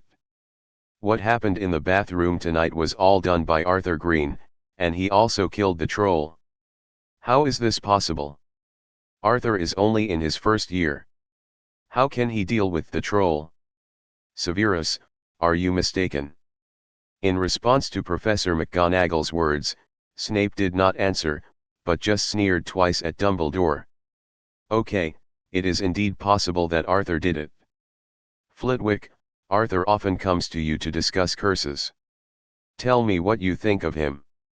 After hearing Dumbledore ask himself, Professor Flitwick thought for a while and said, "Arthur is very good and very talented. You may not know it yet, but he has learned the Patronus charm. Talk about the other aspects, Flitwick." "Well, Principal Dumbledore, in my mind, Arthur has always been a humble, educated, and excellent student who is passionate about books and knowledge. In fact, I have always felt that he should come to Ravenclaw instead of Slytherin. The Sorting Hat must be old and confused." Hearing Flitwick's words, Professor McGonagall also nodded and said, "I also agree with Flitwick. Arthur's talent for transformation is also very strong. Many senior students nowadays may not be able to match his transformation skills. But judging from tonight, I think Arthur should come to Gryffindor, right? Okay, okay. You two, it's getting late tonight, you should go back and rest first." After McGonagall and Flitwick left, Dumbledore looked at Snape and said, "Severus, go back first. I will have a good talk with Arthur. Also, keep an eye out for Quirrell, he was attacked tonight too." Chapter 38 Grindelwald. Who did it? Dumbledore thought for a while and said, I suspect it was Arthur, but it was Quirrell who was attacked. I don't know if it's a coincidence or if he knows something. After hearing Dumbledore's ambiguous answer, Snape turned and left the principal's office, intending to ask Arthur himself. Pot, pot, pot. When everyone left, there was a burst of applause from a dark corner of the room. An old man wearing a black stand-up collar coat and short white hair came out of the darkness. Although he looks very old, he is in good spirits. Albus, it seems that I was right to entrust Arthur to you. Look how good he is now. We didn't have this kind of strength when we were his age. Dumbledore was not surprised by the old man's appearance. He just said calmly, Gellert, don't forget our agreement. You can't see Arthur without my permission. Of course, Albus, I always remember our agreement. Dumbledore ignored Grindelwald's words and continued to ask, did you get any useful information? Grindelwald frowned and said, there is very little useful information. I found an abandoned stronghold of the Apostles and obtained rune characters such as sacrifices from the incomplete information they left behind.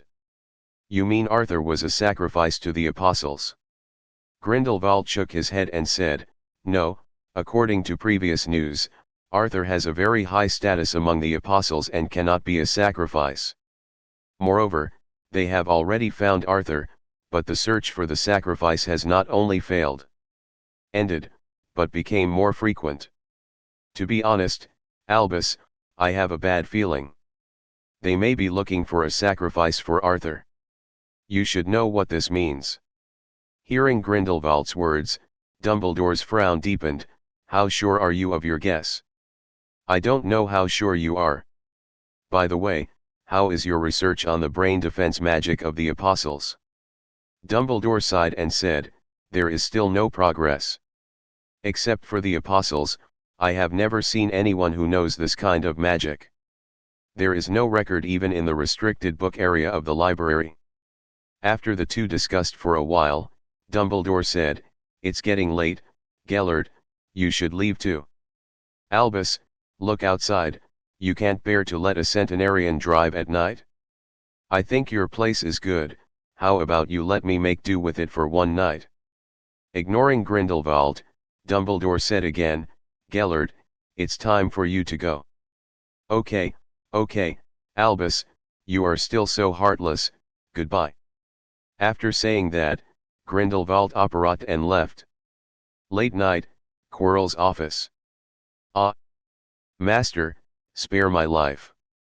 Quirrell was seen holding his head in his hands, huddled on the ground in pain, his expression full of fear and helplessness.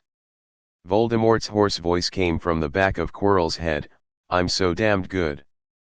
As soon as he finished speaking, a grey light suddenly appeared and hit Quirrell directly, causing him to scream in pain. The sound was chilling. Early the next morning, before Arthur entered the Great Hall of Hogwarts, the Weasley twins rushed over and said, hey! We've all heard about Arthur, troll killer. Well done. Others, when the people eating breakfast heard the twins' movements, they all looked towards Arthur. Arthur touched his nose unnaturally, smiled awkwardly, left in a hurry, ran to the long table and sat down. As soon as Arthur sat down, he heard Harry smile and say to him, Arthur, thanks to the Weasley brothers for helping you promote it, you are now a celebrity in Hogwarts. I don't like to be famous, it's better to keep a low profile. In response to Arthur's complaint, Harry nodded and agreed deeply. He understood this deeply. Not long after, Hermione also came to the auditorium. After sitting next to Arthur, she said to Arthur, sorry, Arthur, everyone is talking about you.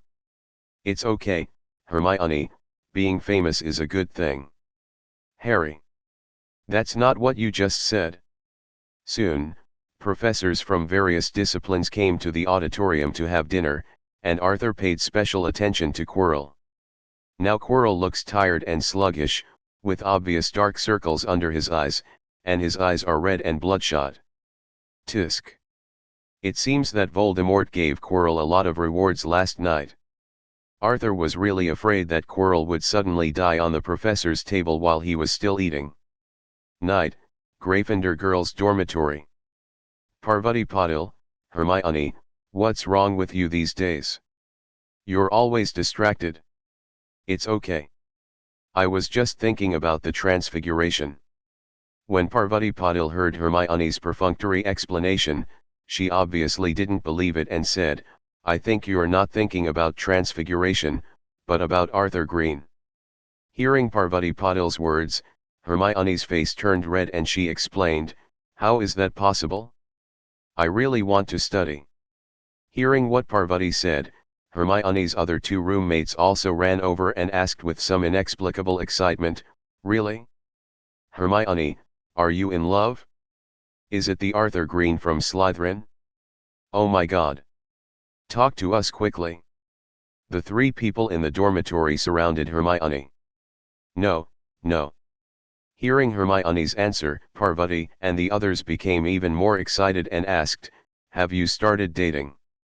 Hermione replied a little shyly, I don't know, anyway, we go to the library to read together after class every day.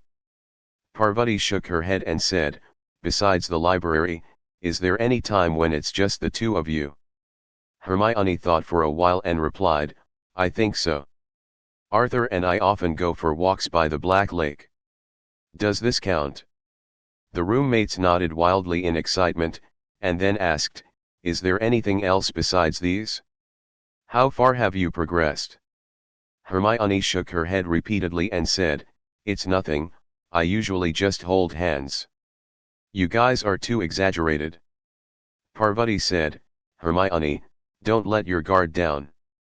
If I hadn't seen you two together all day long, I would have taken the initiative to ask Arthur out. The Slytherin ladies would not be polite to you. Hearing what Parvati said, another roommate next to her also echoed, Parvati is right. I heard from a senior in the college that his boyfriend is. Oh my god. It's so exciting. A Slytherin student fell in love with a Gryffindor student, the grievances of the college, the professor's obstruction, the misunderstanding of friends, the painful choice, and finally where should the relationship between the two go? What is the end? He chased her to escape, but she couldn't escape even though she had wings.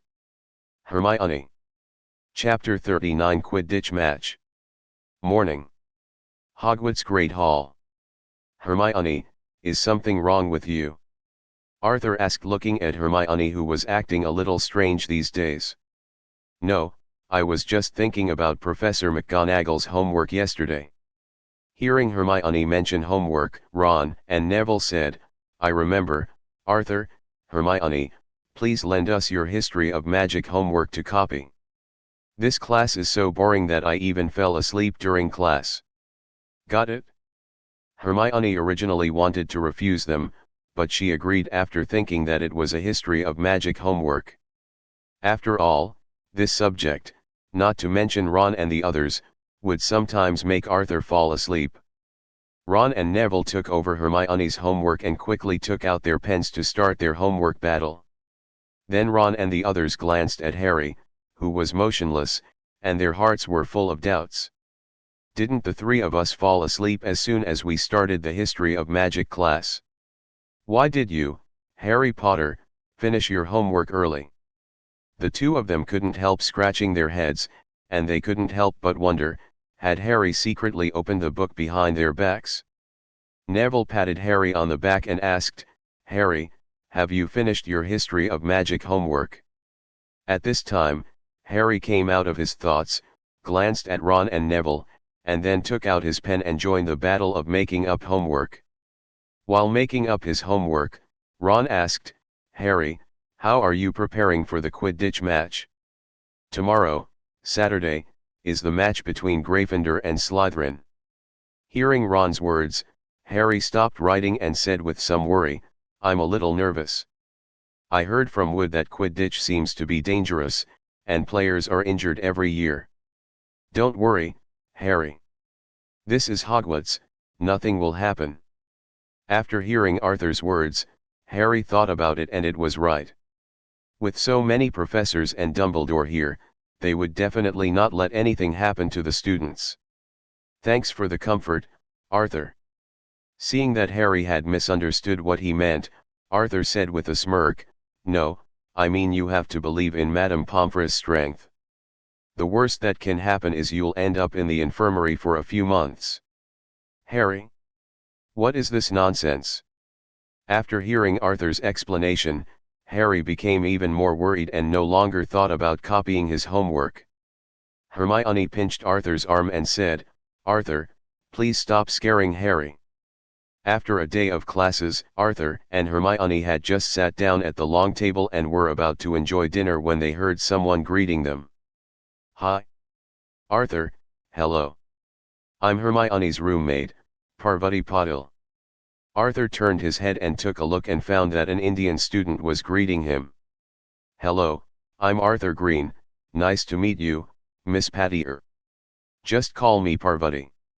I won't disturb you anymore. Goodbye. After saying that, he turned and left, sitting down on a seat not far away, looking at him and Hermione from time to time. Hermione, what happened to your roommates? This is the third person who has come to say hello to me. Hearing Arthur's words, Hermione's face turned red. She put the chicken legs on Arthur's plate with a fork and said, Arthur, please leave them alone and have dinner. We have to go to the library later. All right. Seeing that Hermione didn't want to say more, Arthur didn't ask any more questions. Hey. Arthur, Hermione, guess what we found today?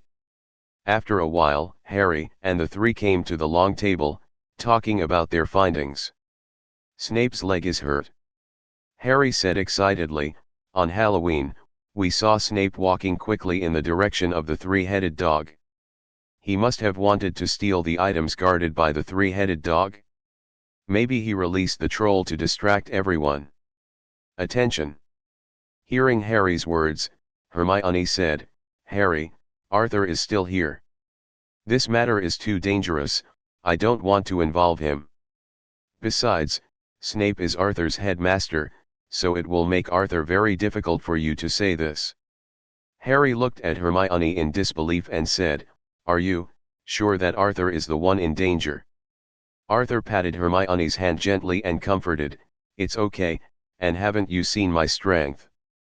Harry, are you sure that Snape wants to steal the items guarded by the three-headed dog? Snape is not as bad as you think, and he will definitely not do such a thing. After Hermione heard this, she nodded and said, I agree with Arthur.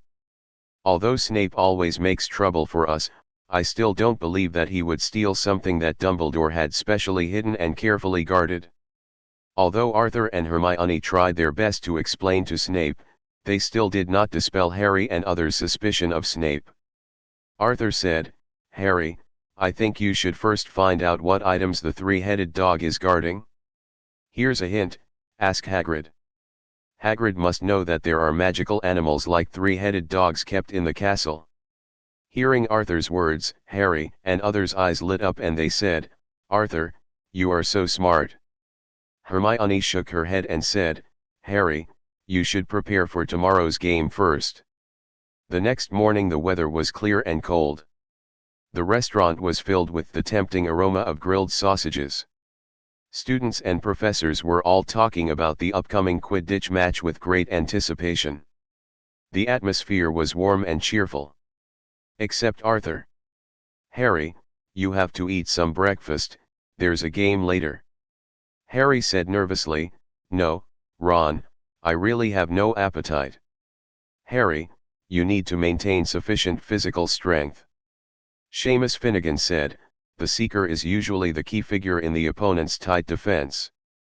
After hearing Seamus' words, Harry reluctantly ate some toast. As time went by, 11 o'clock came quietly. At this time, almost all students and professors had arrived early in the stands around the Quidditch field. Especially the Gryffindor and Slytherin students, they rushed to watch. Neville, have you seen Arthur? Hermione searched around the Slytherin and Gryffindor stands several times, but could not see Arthur. Neville said, Arthur? I didn't see him. Isn't he with you? Hermione shook her head and said, "Save a place for me and Arthur, I'll go find him." After saying that, he turned around and got off the Gryffindor stand and ran quickly towards the castle. As soon as they entered the castle auditorium, they saw Arthur sitting alone on a long table, holding a book in his hand and reading. "Arthur, why are you still reading here? The Quidditch match is about to start. Come with me." After saying that, Hermione took Arthur's hand and ran out eagerly. Looking at Hermione, who was out of breath from running, Arthur said, "Hermione, please sit down and rest for a while, and as you know, I'm not interested in Quidditch." Hermione felt a little disappointed after hearing Arthur's words. She originally wanted to persuade Arthur again, hoping that he could accompany her to watch the Quidditch match.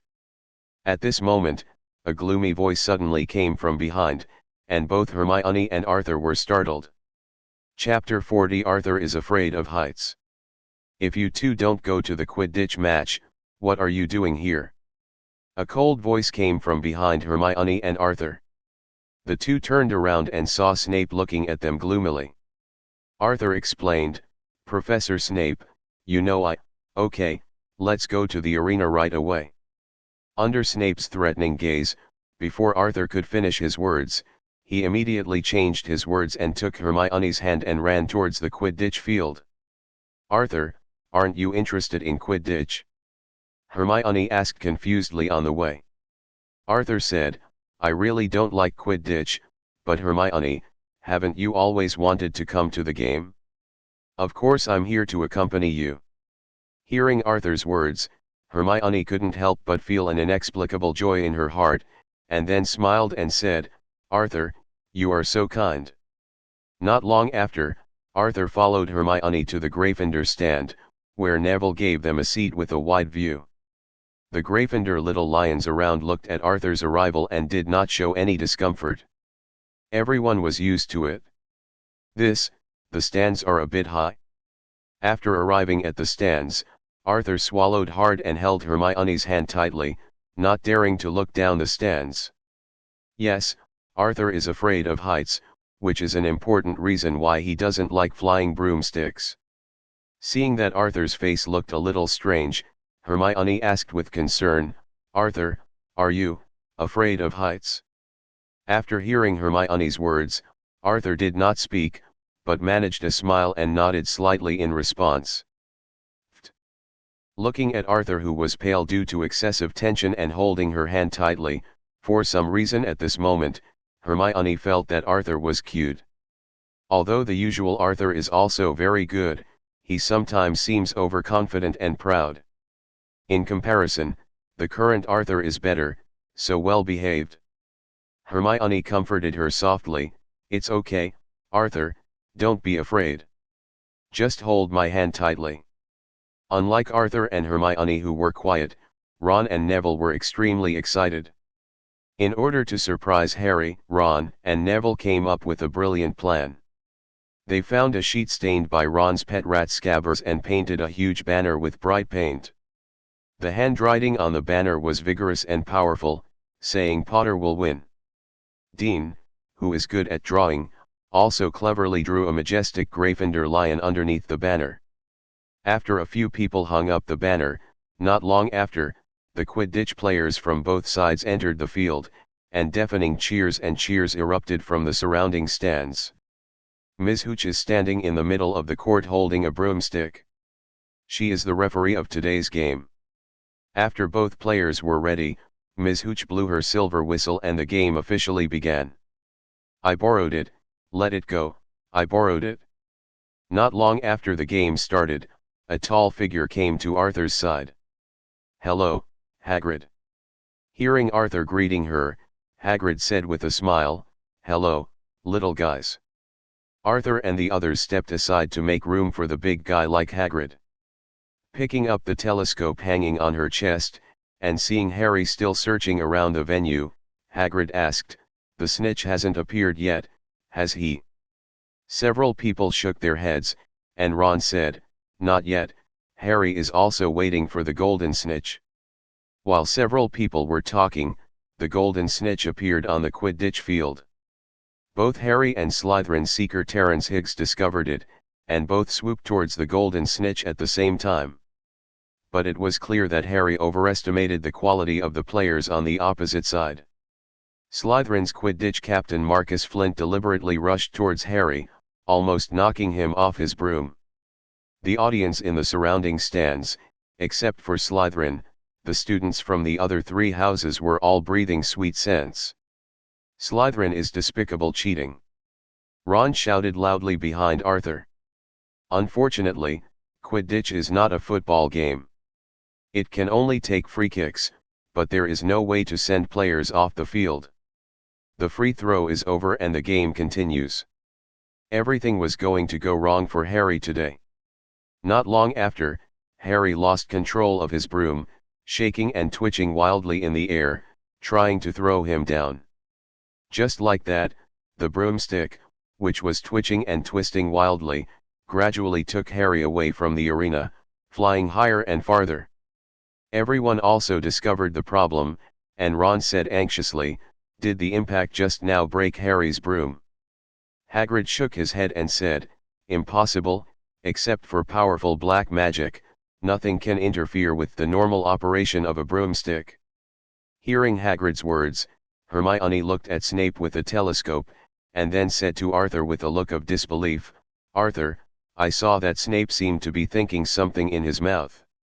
Seeing Hermione say this, Arthur immediately said, "Then let's go down quickly and find a way to stop Snape's conspiracy." "Well done, Professor Snape. Thank God, I can finally go down." After hearing this, Hermione nodded and led Arthur quickly down the stand. After reaching the ground, Arthur breathed a sigh of relief. Hermione asked anxiously, "Arthur, how are we going to stop Snape?" "Follow me." The two came to Snape's stand. Arthur bumped Quirrell deliberately, then squatted down, pulled out his wand, and set Snape's robe on fire. With Snape's exclamation, Harry's broom finally returned to normal. After the two completed the task, Hermione patted her chest and said, "It was a close call. We were almost discovered. But Arthur, I really can't figure out why Snape wanted to harm Harry." Arthur did not explain to Hermione, nor did he expose Quirrell. After all, he also wanted to see the Philosopher's Stone. "It's just a pity that I may still be monitored by Dumbledore, and there is no way to take out the Sorcerer's Stone from the Mirror of Erised, but fortunately, I have a tool man. Are we still going up to watch the game?" Hermione looked at Arthur's reluctant look, pointed to the hillside next to him, and said with a smile, "Forget it, I brought a telescope, let's go to the top of the hillside next to us and take a look." Arthur looked in the direction of Hermione's finger and found that the location was ideal and the view was wide, so he nodded and agreed to her proposal. Just like that, Arthur took the initiative to hold Hermione's hand, and Hermione tacitly understood it and showed no resistance. The two of them came to the top of the deserted slope together, found a clean place to sit down, and looked at the competition in the distance. Chapter 41, Dish, just practice more. It's so comfortable. Arthur and Hermione were leaning under a bare tree on the top of the slope, enjoying the warm winter sun. Gradually, Arthur fell asleep in this comfortable environment. As the sun set, Arthur woke up from his sleep feeling a bit chilly. He looked at Hermione leaning against him and asked, "Is the game over?" "Hermione, why didn't you wake me up?" Looking at Arthur beside her, who had just woken up from his sleep, Hermione smiled and said, "The game has ended long ago. I just see that you are sleeping so soundly. I really can't bear to disturb you and want you to rest for a while." After noticing that Hermione's little hands were a little red from the cold, Arthur couldn't help but feel warm in his heart. He held Hermione's hands tightly, as if he wanted to convey his warmth in this way. Arthur looked into Hermione's eyes and asked with concern, "Is it cold? Did you feel that the temperature was a little low when you were resting here?" Hermione shook her head slightly, her face flushed slightly, her eyes focused on Arthur's hands holding her tightly. The slightly cold hands began to warm up under Arthur's warm hold, and an indescribable feeling emerged in her heart. Seeing the concerned look on Arthur's face, Hermione didn't feel repulsed. Instead, she was secretly happy and even enjoying it. At this moment, Hermione could clearly feel Arthur's sincerity and concern, which was an indescribable feeling of happiness that she had never experienced before. "It's time to go back, the sun is setting." Hermione packed up her belongings, gently took Arthur's arm, and walked towards Hogwarts Castle. On the path illuminated by the afterglow of the setting sun, two figures were left jumping and playing. As soon as Arthur and Hermione stepped into the hall of Hogwarts, they were attracted by the lively scene in front of them. Gryffindor students gathered here happily, celebrating happily, with ecstatic smiles on everyone's faces, as if this moment was their victory day. Arthur couldn't help but think that they had never been as happy as they were today when they won the Academy Cup. At the same time, in sharp contrast to Gryffindor are the students in the Slytherin area. They all lowered their heads, remained silent, and even stared in the direction of Gryffindor with some gritted teeth. "Arthur, Hermione, you are finally here." When Harry, Ron, and Neville saw Arthur and Hermione walking into the hall, they ran over and Harry hugged Arthur even more excitedly.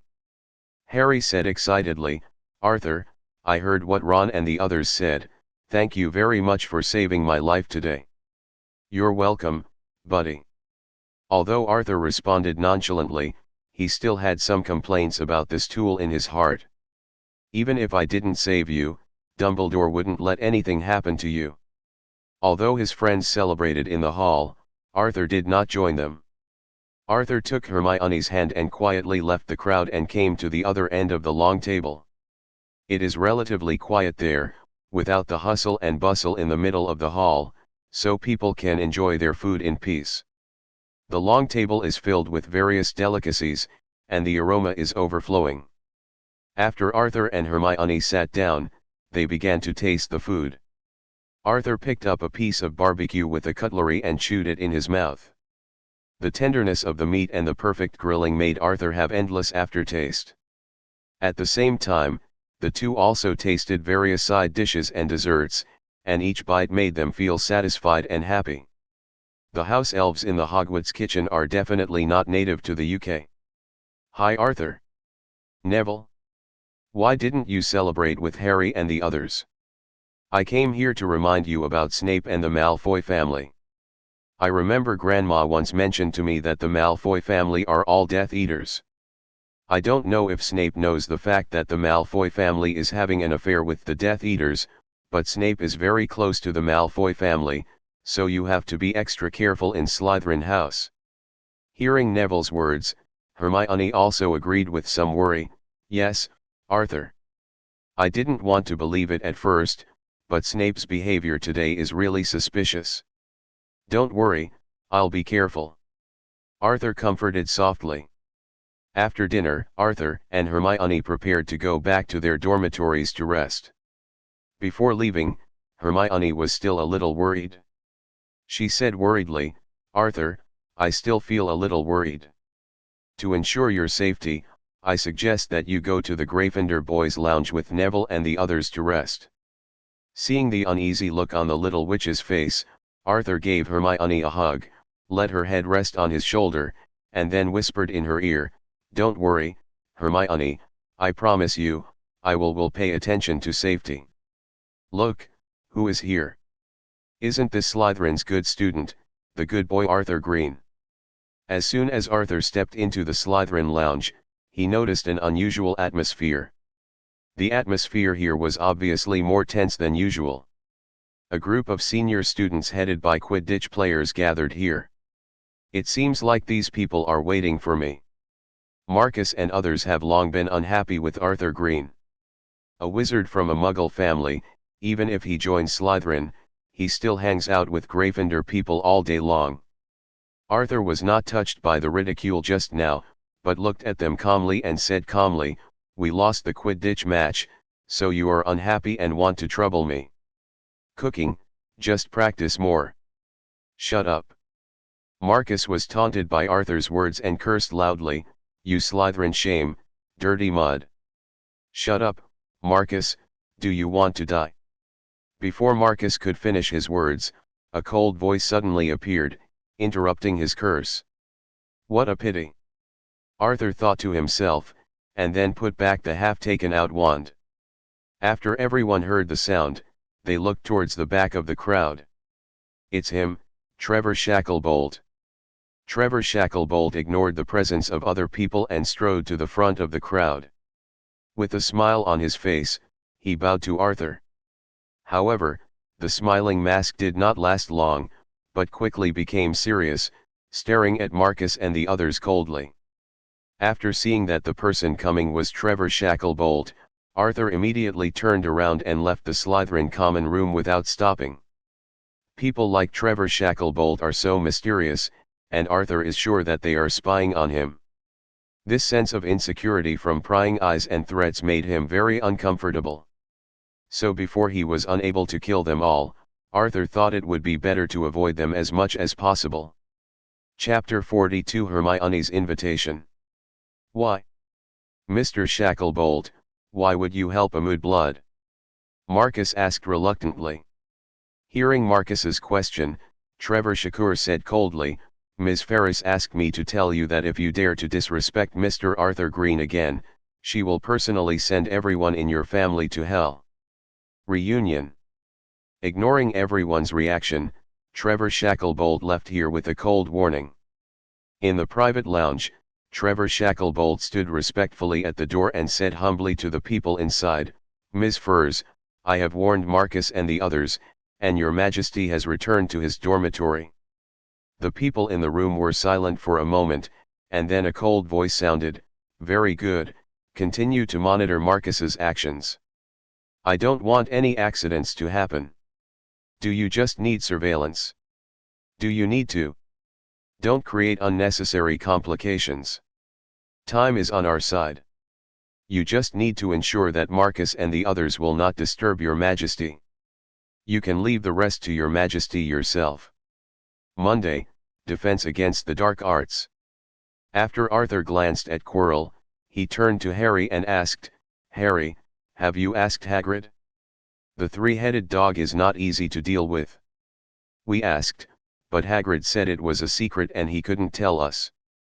But we got a name from Hagrid, it seems to be Nico Flamel, is that the name? Arthur, Hermione, do you two know who this guy is? Hermione shook her head and said, maybe we could check it out in the library. Arthur said, Nicholas Flamel, I seem to have heard of this name. Let me think about it. When Harry and others heard what Arthur said, they all looked at him expectantly. After thinking for a while, Arthur said, it seems to be related to alchemy. Harry, you can go to the library and borrow some books on alchemy. It's best to bring them out, and we can help you find them together. After hearing Arthur's answer, Harry nodded excitedly and said, Arthur, you are so awesome. You know everything. I'll go as soon as get out of class is over. Seeing Harry's excited look, the corners of Arthur's mouth curled up slightly. Yes, that's it. Harry, come on. Help me get the Forbidden Alchemy book out of the restricted area as soon as possible. After class, Arthur, who was packing up his things, glanced at Quirrell, who was thoughtfully above the podium, and cursed secretly, what a waste snack. I've already made it so clear, why don't you hurry up and find Hagrid? Voldemort is even more of a loser, what kind of people are he looking for? Time flies, and it's mid-December in a blink of an eye. Christmas is coming, and Hogwarts School is immersed in a joyful atmosphere. During this time, Arthur lived a comfortable campus life. Arthur was originally prepared to be attacked by Marcus and others, but now it seems that he underestimated the strength and influence of Trevor Shacklebolt and others. One cold morning, Hogwarts School was covered with thick snow, like a white fairy tale world. The lake was frozen solid, and a quiet piece of ice reflected the blue sky. On this cold morning, the Weasley twins were punished for a naughty prank. They enchanted several snowballs to make them agile and cunning, and then chased Professor Quirrell around like crazy. Finally, a snowball hit Professor Quirrell hard on the back of the head, leaving him in a panic. As this holiday season approaches, everyone is eagerly looking forward to relaxing and enjoying the warmth of family. Afternoon, potions class. Although there were blazing fires in the lounge and auditorium, it felt like being in a warm spring, but the corridor with the howling draft was as cold as ice. Every gust of wind penetrated the clothes, making people shiver with cold. The worst thing is that Professor Snape's potions class is held in the underground classroom, where the temperature seems to be lower than other places, and the cold lingers around everyone like a ghost. When students are in class in the underground classroom, as long as they take a breath, a cloud of white mist will immediately form in front of them, as if they have entered another world of ice and snow. Every time they attend Professor Snape's class, the students feel a lot of pressure. In addition to enduring the cold, they also have to face Professor Snape's strict teaching requirements and ruthless grading. This made the students who were already shivering from the cold feel even colder.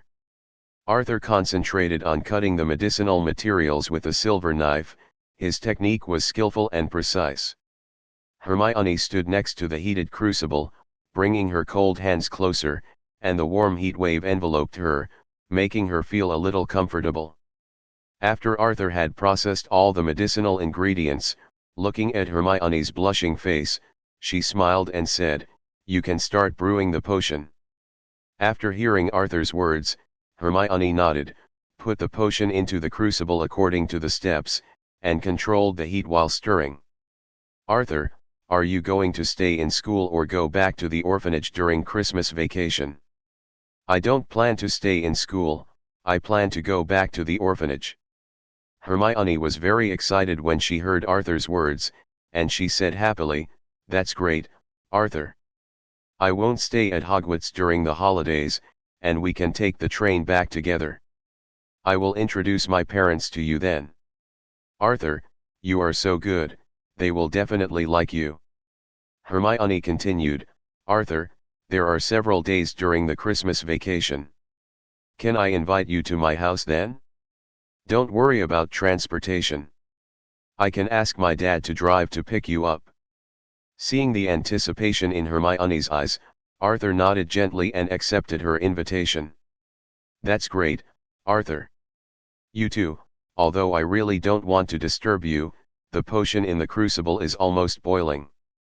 Arthur and Hermione were so focused on their conversation that they didn't even notice the potion in the cauldron until Snape appeared next to them and reminded them. After hearing Snape's words, Arthur and Hermione reacted and quickly controlled the flames and lowered the temperature. Seeing Arthur and Hermione in a hurry, Snape said sarcastically to Arthur, "Mr. Green, I don't think you are smart enough to chat while brewing potions.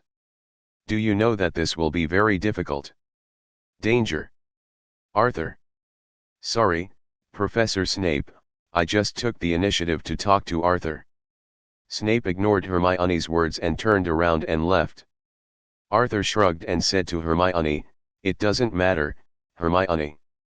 That's Snape's character. At least he didn't deduct house points this time. This is all your fault, Arthur. You are from Slytherin. Snape will definitely not deduct points from his own house." Chapter 43 Dementors.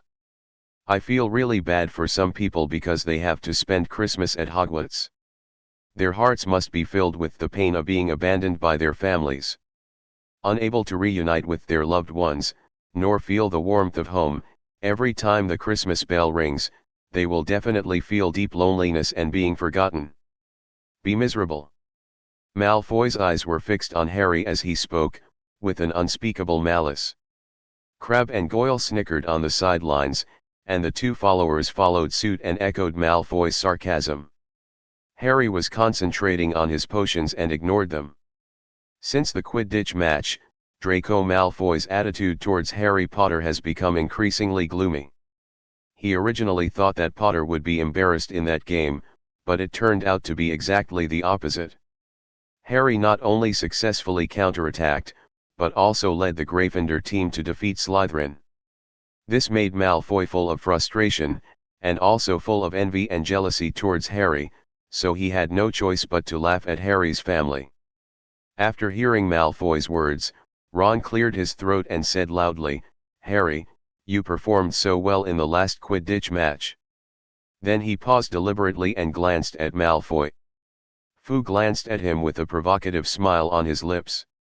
Of course Harry understood Ron's intention, and he said calmly, "It's not too difficult, after all, Slytherin is not a strong enemy." His words were full of confidence and calmness, as if he didn't take his opponent seriously. Ron saw this and lost no time in mocking, "Harry, you are only in the first year, but you are the first-year student to participate in Quidditch. Some people are so jealous that they are going crazy, but it is useless, who that makes them less talented than you? Malfoy, don't you think so?" The words between the two of them were like sharp swords, piercing directly into Malfoy's heart. Harry and Ron felt a sense of joy in their hearts as they watched Malfoy grit his teeth and eyes gushing with anger. "If you make any noise in my class again, I will kick you all out." Snape's voice suddenly sounded around several people, making them all startled. Harry and Malfoy both shrank their necks and immediately became quiet. After Snape walked away, Harry whispered to Ron, "I really hate Snape and Malfoy. Time flies by like a flash, and before we know it, it's Christmas holiday." Arthur packed his luggage early and came to the auditorium to look for Hermione. The auditorium has long been decorated, the lights on the Christmas tree are shining, and the air is filled with the warm atmosphere of the fire. Arthur looked for Hermione in the crowd. He knew that Hermione must have arrived here early. Soon he saw Hermione, standing by the Christmas tree, smiling at him. There was a faint blush on her face, shining with anticipation. Arthur felt a warm feeling in his heart, and he walked towards Hermione, their eyes meeting in the air. "Hermione, you look so beautiful today," Arthur said with a smile. "Thank you, Arthur." Hermione replied with the same smile, "You look great too." After Arthur took the luggage from Hermione, he said goodbye to Harry and others who were playing wizard chess on the long table. "Goodbye, Harry, Ron, Neville, and don't forget to go to the library to look for alchemy books during the holidays. If you need anything, write to me and ask the owl to send it to me." Before leaving, Arthur urged Harry that Christmas was here and Harry was about to receive the invisibility cloak. It was time to take a stroll in the restricted book zone. Arthur and Hermione dragged their luggage to the busy station, where the Hogwarts Express was already waiting. Just as the two were about to get on the bus, a familiar and loud voice suddenly echoed over the station. "Take your luggage, get on the bus in an orderly manner, and pay attention to your safety." Hearing this voice, Arthur immediately looked not far away and saw Hagrid's tall figure standing there. Arthur waved to Hagrid on the platform and said loudly, "Goodbye, Hagrid. I wish you a happy Christmas."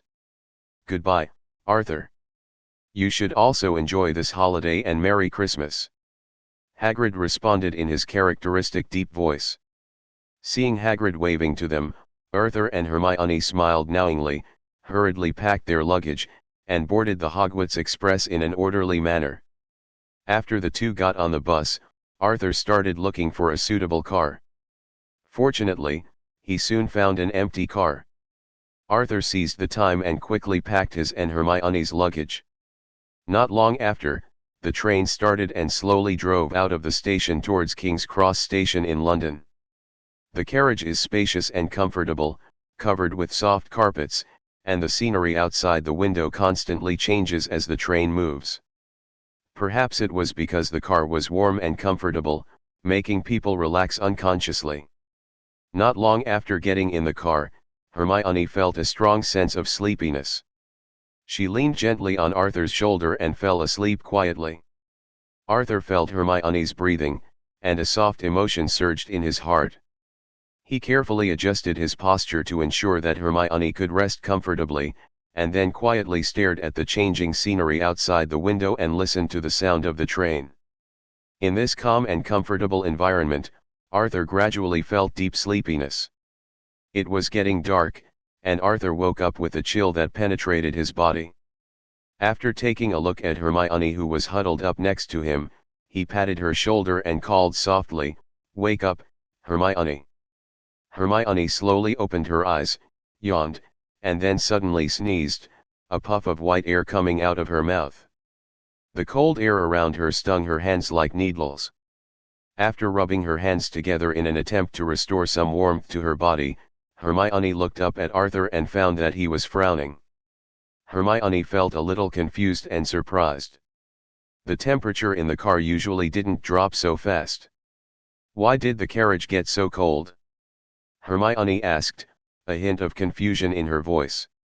After glancing at the window that was starting to freeze, Arthur realized that the temperature inside the car was continuing to drop sharply, and he was about to get up and go out to check the situation. After slowly opening the hallway door, a gust of cold wind blew in my face. As soon as Arthur walked out of the carriage aisle door, he heard a shrill scream coming from the front. The sound was like a sharp knife cutting across the ice, making people feel their hearts tremble. Before Arthur could react, a figure wearing a black robe, like a ghost coming out of hell, suddenly appeared in front of him. Dementors. Chapter 44, Blood Red Right Eye. Stay in the car and don't come out. The moment Arthur saw the Dementor, he reacted extremely quickly and immediately closed the hallway door to ensure Hermione's safety. Then, Arthur quickly took out his wand from his pocket and stared at the Dementors with burning eyes. A tense atmosphere filled the air, as if indicating the coming of a fierce battle. After Hermione saw Arthur take out his wand with a solemn expression, she also realized that there was danger in the carriage, so she took out her wand and observed the situation outside through the glass door. When Hermione saw the Dementors outside, she was so frightened that she took several steps back. It was a fear that came from the bottom of her heart and made her feel powerless. Taking a few deep breaths, Hermione tried to suppress her urge to rush out to help and forced herself to stay calm. She knew that Arthur knew the Patroness charm, and going out now would only cause trouble for Arthur and distract him. Hermione clutched her wand tightly, praying silently in her mind. She believed in Arthur's ability and believed that he would be able to successfully use the Patroness charm to defeat the Dementors. Now, the only thing she could do was stay calm and trust Arthur. Expecto Patronum. Arthur's wand emitted a warm light, and a silver-white Patroness flew out of the light at the front of the wand and rushed towards the Dementor. After being illuminated by the light of the patron saint, the Dementor let out a scream and then took a few steps back. Arthur would not miss this opportunity. The pupil of his right eye was flashing with blood-red light, and the raven patroness also bloomed with an even brighter white light on top of Arthur's head. The brilliance is like the stars in the midsummer night sky, brilliant and hot, dispelling the cold and darkness around it. The Dementor let out a shrill scream, and then tried to use the power of darkness to resist the attack of the silver-white patron saint. But the power of the patron saint was too powerful, and the Dementors were vulnerable to this power. They fled into the dark depths of the distance as if they had encountered a natural enemy. After taking a deep breath, Arthur could clearly feel the temperature around him gradually rising, which slowly eased his heart. After seeing the calm outside, Hermione opened the hallway door, ran over with red eyes, hugged Arthur tightly, tears sliding down her cheeks and falling on Arthur's shoulders. At this moment, her heart was filled with gratitude and release. She was grateful for Arthur's bravery and fearlessness, and also released the fear and worry at that moment. After stroking Hermione's hair, Arthur patted her back gently and comforted, "Okay, Hermione, don't cry. We have to quickly go to other workshops to check the situation and determine if there are other soul catchers. A strange thing appears." After hearing what Arthur said, Hermione wiped her tears, looked up at Arthur, was a little stunned for a moment, and then asked, "Arthur, what's wrong with your eyes? So scary." After hearing Hermione's words, Arthur realized that this was a change after the upgrade of his patroness charm, but it was not a change in Arthur's patroness, but a change in himself. Every time the upgraded patroness spell is cast, Arthur's right eye will turn into the same blood-red color as the raven's patroness eyes. In this state, his ability to perceive and control magic has been greatly improved. This change gave Arthur sharper combat intuition and more precise magic control capabilities. After taking back his patroness, Arthur asked, "What now? Still not red?" Hermione heard what Arthur said, and after looking at his right eye carefully again, she shook her head and said, "The red color is gone, and the eye is back to its normal color." "Arthur, why do your eyes look like that? Is it ugly?" "That's not true, it just looks a little uneasy." Hearing Hermione's words, Arthur explained, "This is because of the patroness charm. You just saw my patroness. Doesn't it look like its eyes?" Hermione nodded and said, "It does look very similar, but Arthur, are you really okay with this? I don't think I've heard of any wizards. This, maybe it's talent."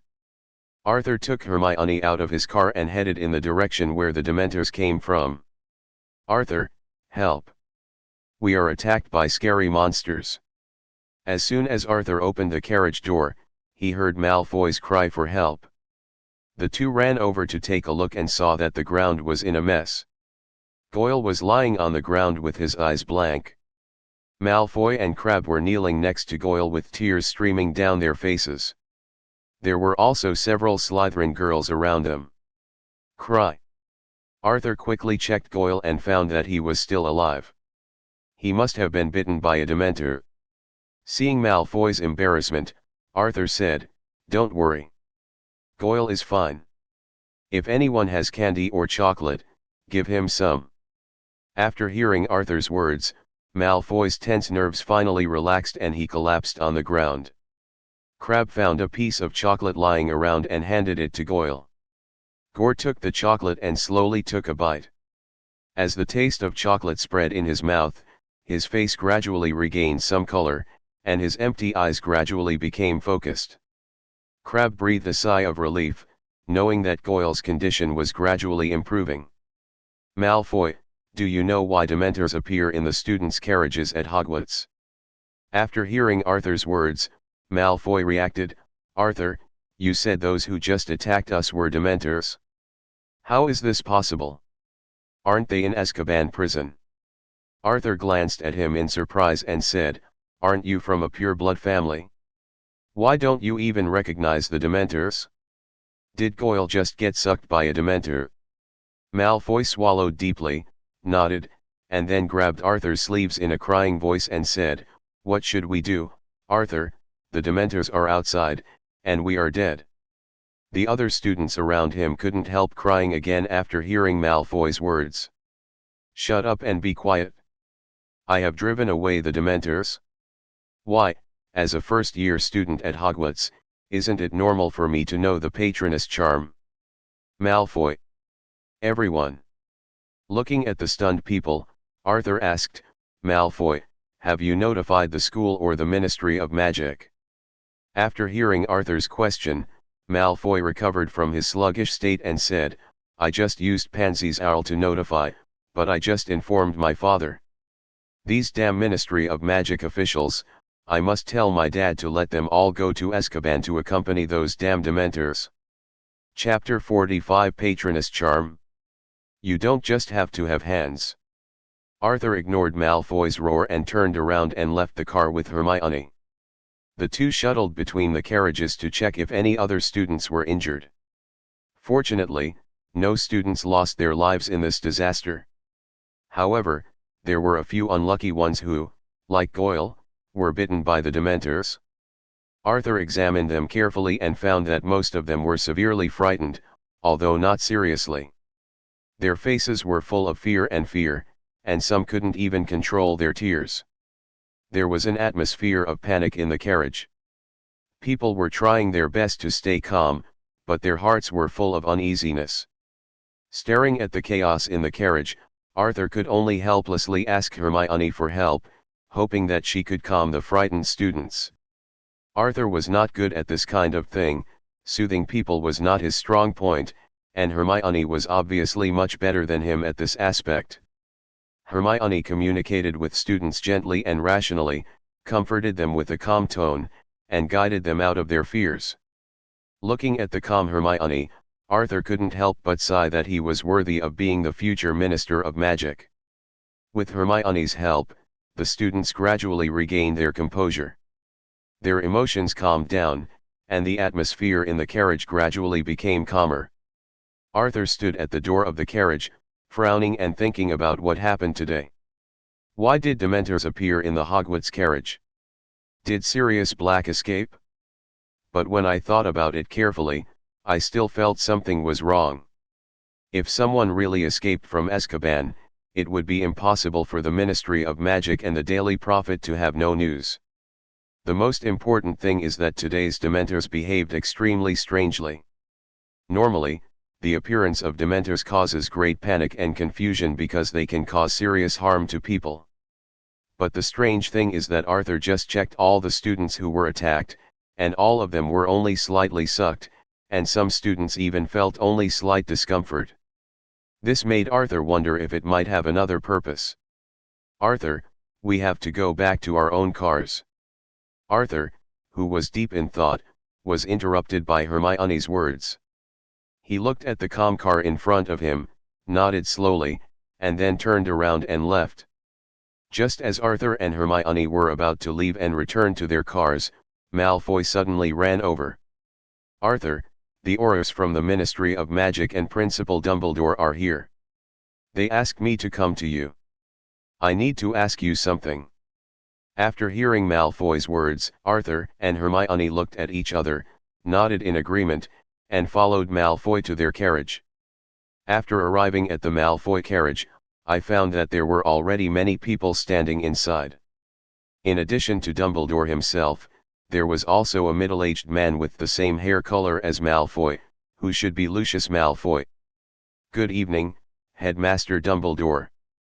Arthur and Hermione greeted Dumbledore and stood next to him.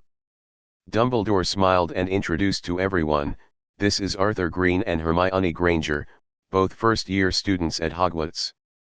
After hearing Dumbledore's words, everyone's eyes focused on Arthur and Hermione.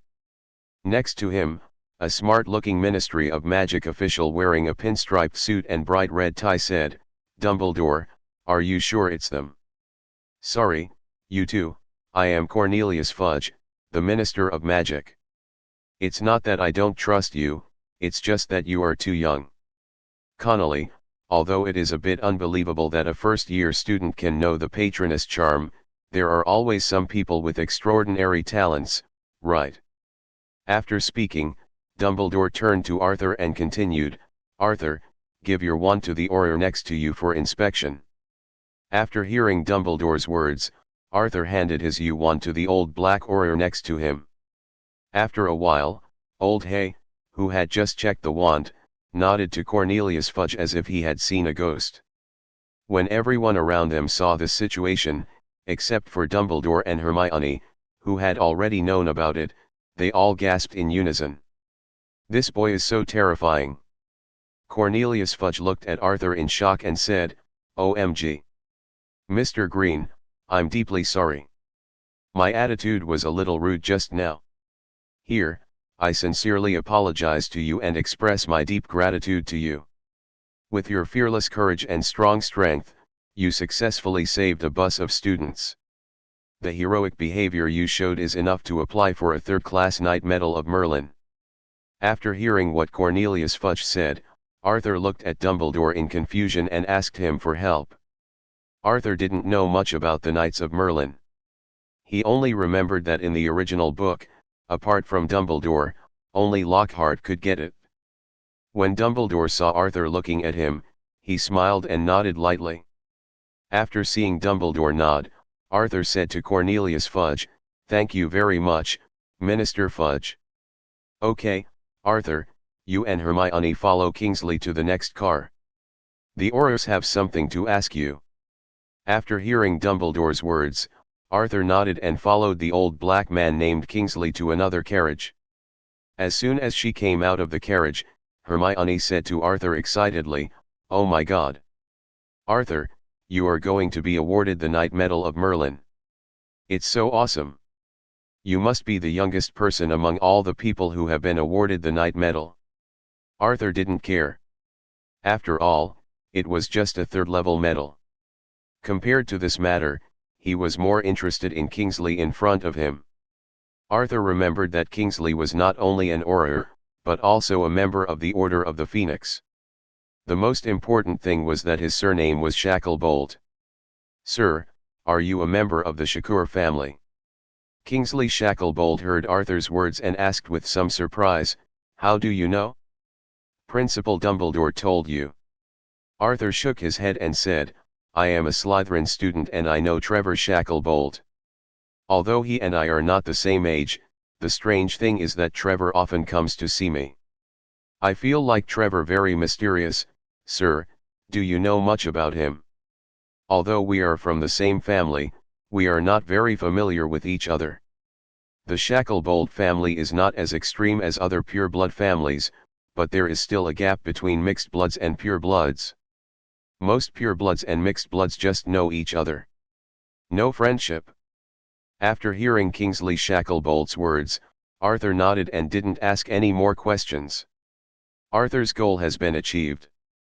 Kingsley Shacklebolt is a member of the Order of the Phoenix. Dumbledore also has plans for him. Dumbledore will definitely ask about his conversation with Kingsley today. I don't know if these two groups of people who have their own ideas will start fighting. I'm really looking forward to it. Chapter 46 The Missing Dementor. "Children, go in. There is a colleague of mine inside to entertain you." "Don't worry, I just want to understand the situation at that time." After hearing Kingsley Shacklebolt's words, Arthur and Hermione walked into the carriage. "Good evening, both of you.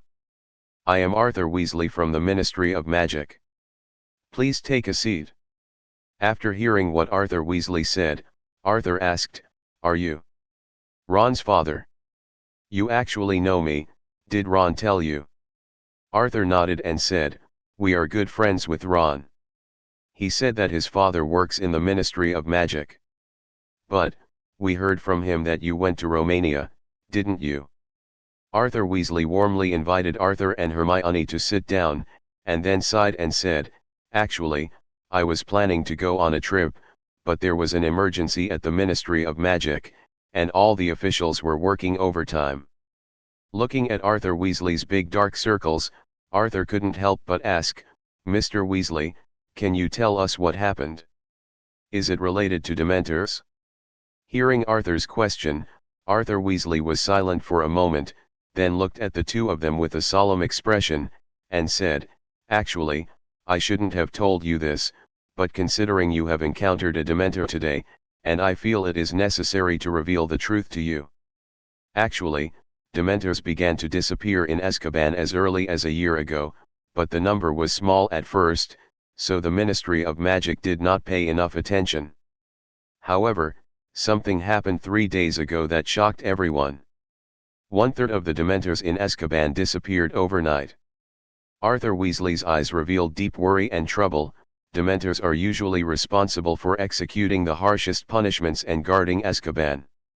Now, 1/3 of the Dementors are missing, causing the Ministry of Magic to the ability to police Azkaban has been severely weakened. This is not the most serious thing. Now I am afraid that the Dementors will run into the Muggle area, wreak havoc, and cause large-scale casualties."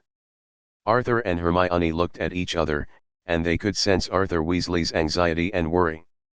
The disappearance of the Dementors is obviously not a trivial matter, and is related to the Dementors they encountered today. Arthur couldn't help but start to think about what kind of conspiracy was hidden behind this. "Could the Dementors on the train be related to me?" Hermione asked. "So has the Ministry of Magic found the missing Dementors now?" Arthur Weasley shook his head and said, "No, the Dementors just disappeared without a trace. Today this Dementor is the first one to be discovered." After Arthur heard what Arthur Weasley said, his ominous premonition became more and more serious. Maybe the Dementors were really coming for him. Hey! Are you people sick? The savior is Harry Potter. If you don't go to him and come to me, Arthur Green, what do you mean? Looking for trouble, right? Arthur Weasley then asked Arthur about the situation, and Arthur answered truthfully with all the details. Not long after, Dumbledore knocked on the door and walked in. Arthur, are you finished with your conversation? I have something to do with Arthur and Miss Granger. It's over, Principal Dumbledore. I'll leave these two children to you. I'm going to report to the minister. Goodbye, Mr. Green. Goodbye, Miss Granger. You are welcome to visit my home next time you are free. After Arthur Weasley left, Dumbledore walked in, smiled and said to the two of them, "You two did a great job. Although it is holiday time now, I still want to say, 50 points for Slytherin. 30 points to Gryffindor." Hearing Dumbledore's words, Hermione immediately jumped up with excitement, but Arthur didn't care much about it and just smiled faintly. "Hermione, can you go back to our carriage first? I have something I want to talk to Principal Dumbledore alone."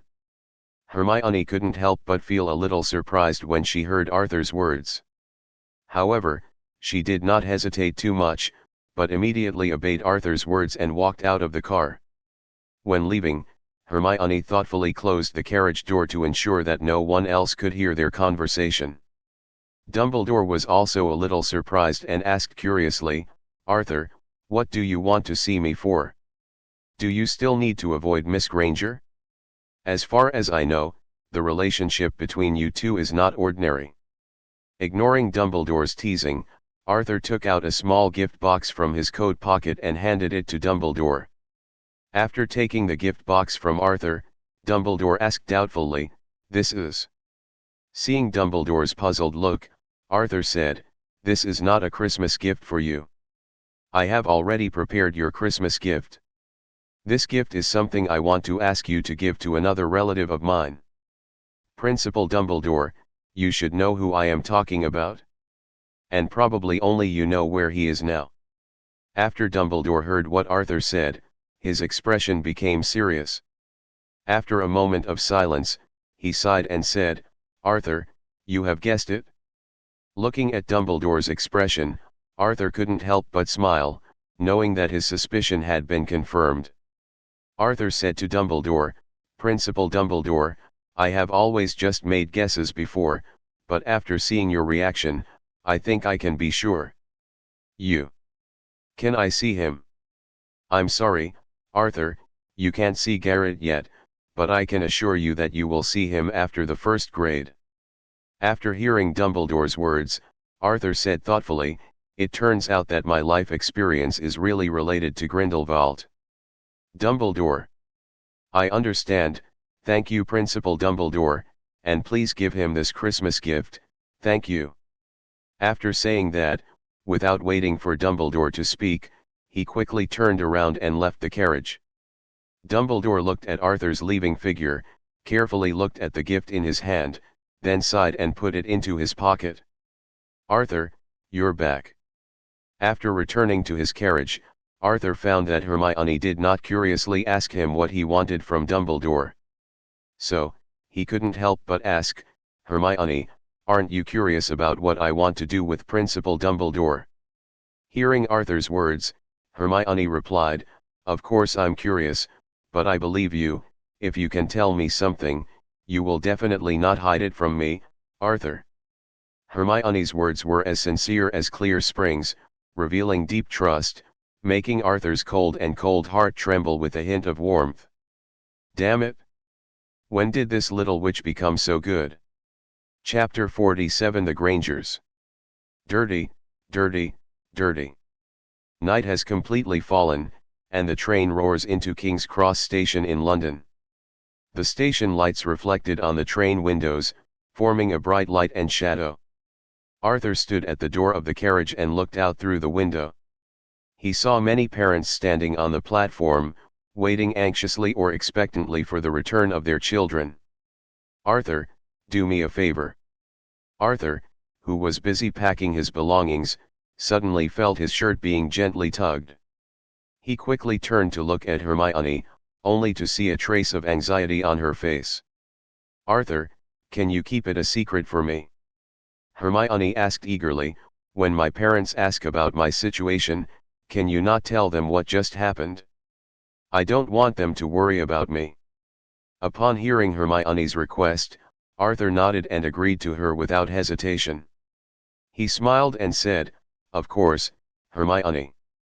I understand your concern, and I will do my best to keep it a secret for you."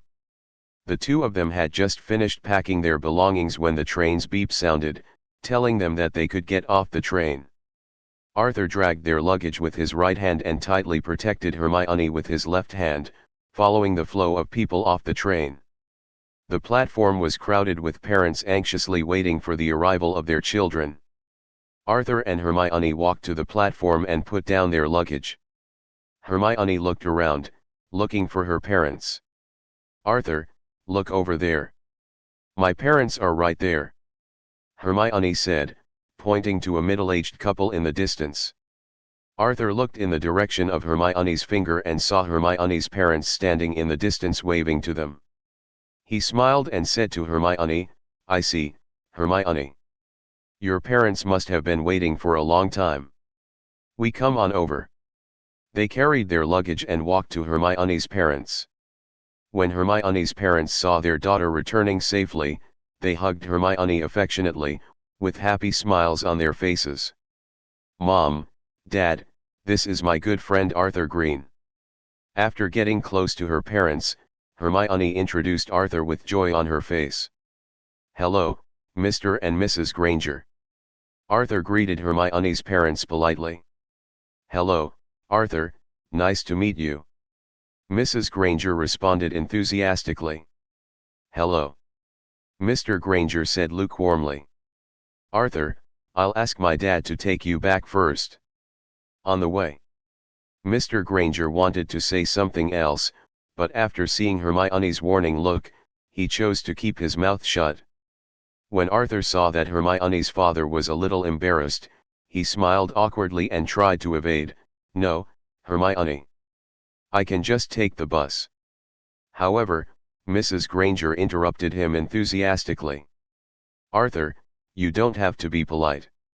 Mrs. Granger said with a smile, "Hermione often writes to us and mentions you every time. She said that you are her best friend and that you take great care of her. We thank you very much for your help, Hermione." Seeing Mrs. Granger's enthusiasm, Arthur couldn't refuse, so he could only follow them to the parking lot and get in the car. As soon as they got into the car, Mrs. Granger asked in a friendly manner, "Arthur, where do you live?" Arthur was about to answer, but Hermione said the answer first: "Winstanley Road, Elizabeth Orphanage." There was a firm emotion in her voice, as if she didn't want Arthur to be hurt or misunderstood in any way. Hearing Hermione's answer, the Grangers were a little surprised. "Arthur, are you an orphan?" Mrs. Granger asked curiously. There was no derogation or discrimination in her tone, she was just asking. "Yes, ma'am," Arthur replied calmly. Upon hearing this answer, Mrs. Granger said with some embarrassment, "Sorry, Arthur, I didn't mean anything else. It's just that your temperament doesn't look like you came from an orphanage." Hearing Mrs. Granger's words, Arthur smiled and said, "It's okay, madam." Arthur had long been accustomed to the Grangers' surprise. After all, his appearance and temperament really don't look like a child from an orphanage. After seeing Arthur's confidence and optimism, Mrs. Granger said pitifully, "Poor child, your parents are so cruel." Her tone was full of sympathy and regret for Arthur's experience. After hearing Mrs. Granger's words, Arthur thought carefully for a while and said with a smile, "Madam, I don't think my parents are cruel. They just live in an environment that cannot provide enough support, and they also have their own difficulties. I understand their decision and I don't regret my life experience." Tisk tisk. Look at these words, Arthur applauded and praised himself in his heart. Sure enough, after hearing what Arthur said, Mrs. Granger's favorability for him increased rapidly, and she became more and more satisfied with Arthur. In the following journey, Arthur fully demonstrated his excellent acting skills and excellent eloquence, and successfully established a sunny and confident persona in the hearts of Granger people. More than half an hour later, the car slowly stopped at the entrance of the orphanage. Arthur picked up his luggage and said goodbye to Hermione and the others with a smile. "Arthur, don't forget you agreed to my invitation." Before leaving, Hermione opened the car window and said loudly. Arthur heard Hermione's words, smiled and nodded, and responded, "I will definitely remember it, Hermione." After Arthur left, Mr. Granger said to Hermione, "Baby, is that yellow guy just now the person you often mentioned in your letters?" "Hey. Dad, how can you call someone that? Anyway, I think this child is a bit weird, too precocious. And he grew up in an orphanage, so I don't know what his personality is like. What if he looks gentle, but is actually cruel and violent?" Hermione frowned slightly after hearing Mr. Granger's words, obviously a little angry. She was about to defend Arthur, but was interrupted by Mrs. Granger. "Baby, ignore your dad, he's always like this." Mrs. Granger stroked Hermione's hair and said softly, "Tell me about what happened to you at school." After Hermione heard her mother's words, she made a face at Mr. Granger who was driving, and then turned to chat with her mother. "Mom, Arthur is really excellent, and he is very gentle, unlike Dad. Arthur would never use violence against others." Mr. Granger. Hogwarts Castle, Dumbledore's office. With a swish sound, Grindelwald's figure appeared here, and then said to Dumbledore sitting behind the desk, "Albus, why are you so anxious to find me? Could it be that you want to talk to me? Let's spend Christmas together." Chapter 48 Christmas Gift. For you. Seeing Grindelwald appear, Dumbledore opened his desk drawer and handed him a small gift box. Grindelwald took the gift box, his eyes shining with surprise. He asked in disbelief, "Is this true? Albus, you actually prepared a Christmas gift for me? Am I just dreaming?" Dumbledore shook his head and said, "I didn't give this to you, Arthur gave it to you. He just asked me to hand it over to you." Hearing Dumbledore's words, Grindelwald sighed and said, "Okay. The gift Arthur gave me is not bad, but Albus, I still look forward to your gift." After saying that, Grindelwald opened the gift box and found a beautiful brooch inside with the symbol of the Deathly Hallows in the middle.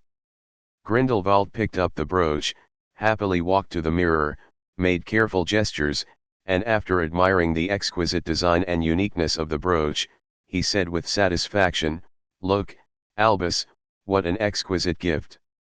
But this little guy is not honest." After speaking, Grindelwald handed the brooch to Dumbledore. "Is this a product of alchemy?" Grindelwald nodded and praised happily, as expected of the Grindelwald family. Dumbledore carefully watched Arthur deliver the brooch, and then said, "This is a brooch used for communication. It is really exquisite. No, Albus, it's much more than that.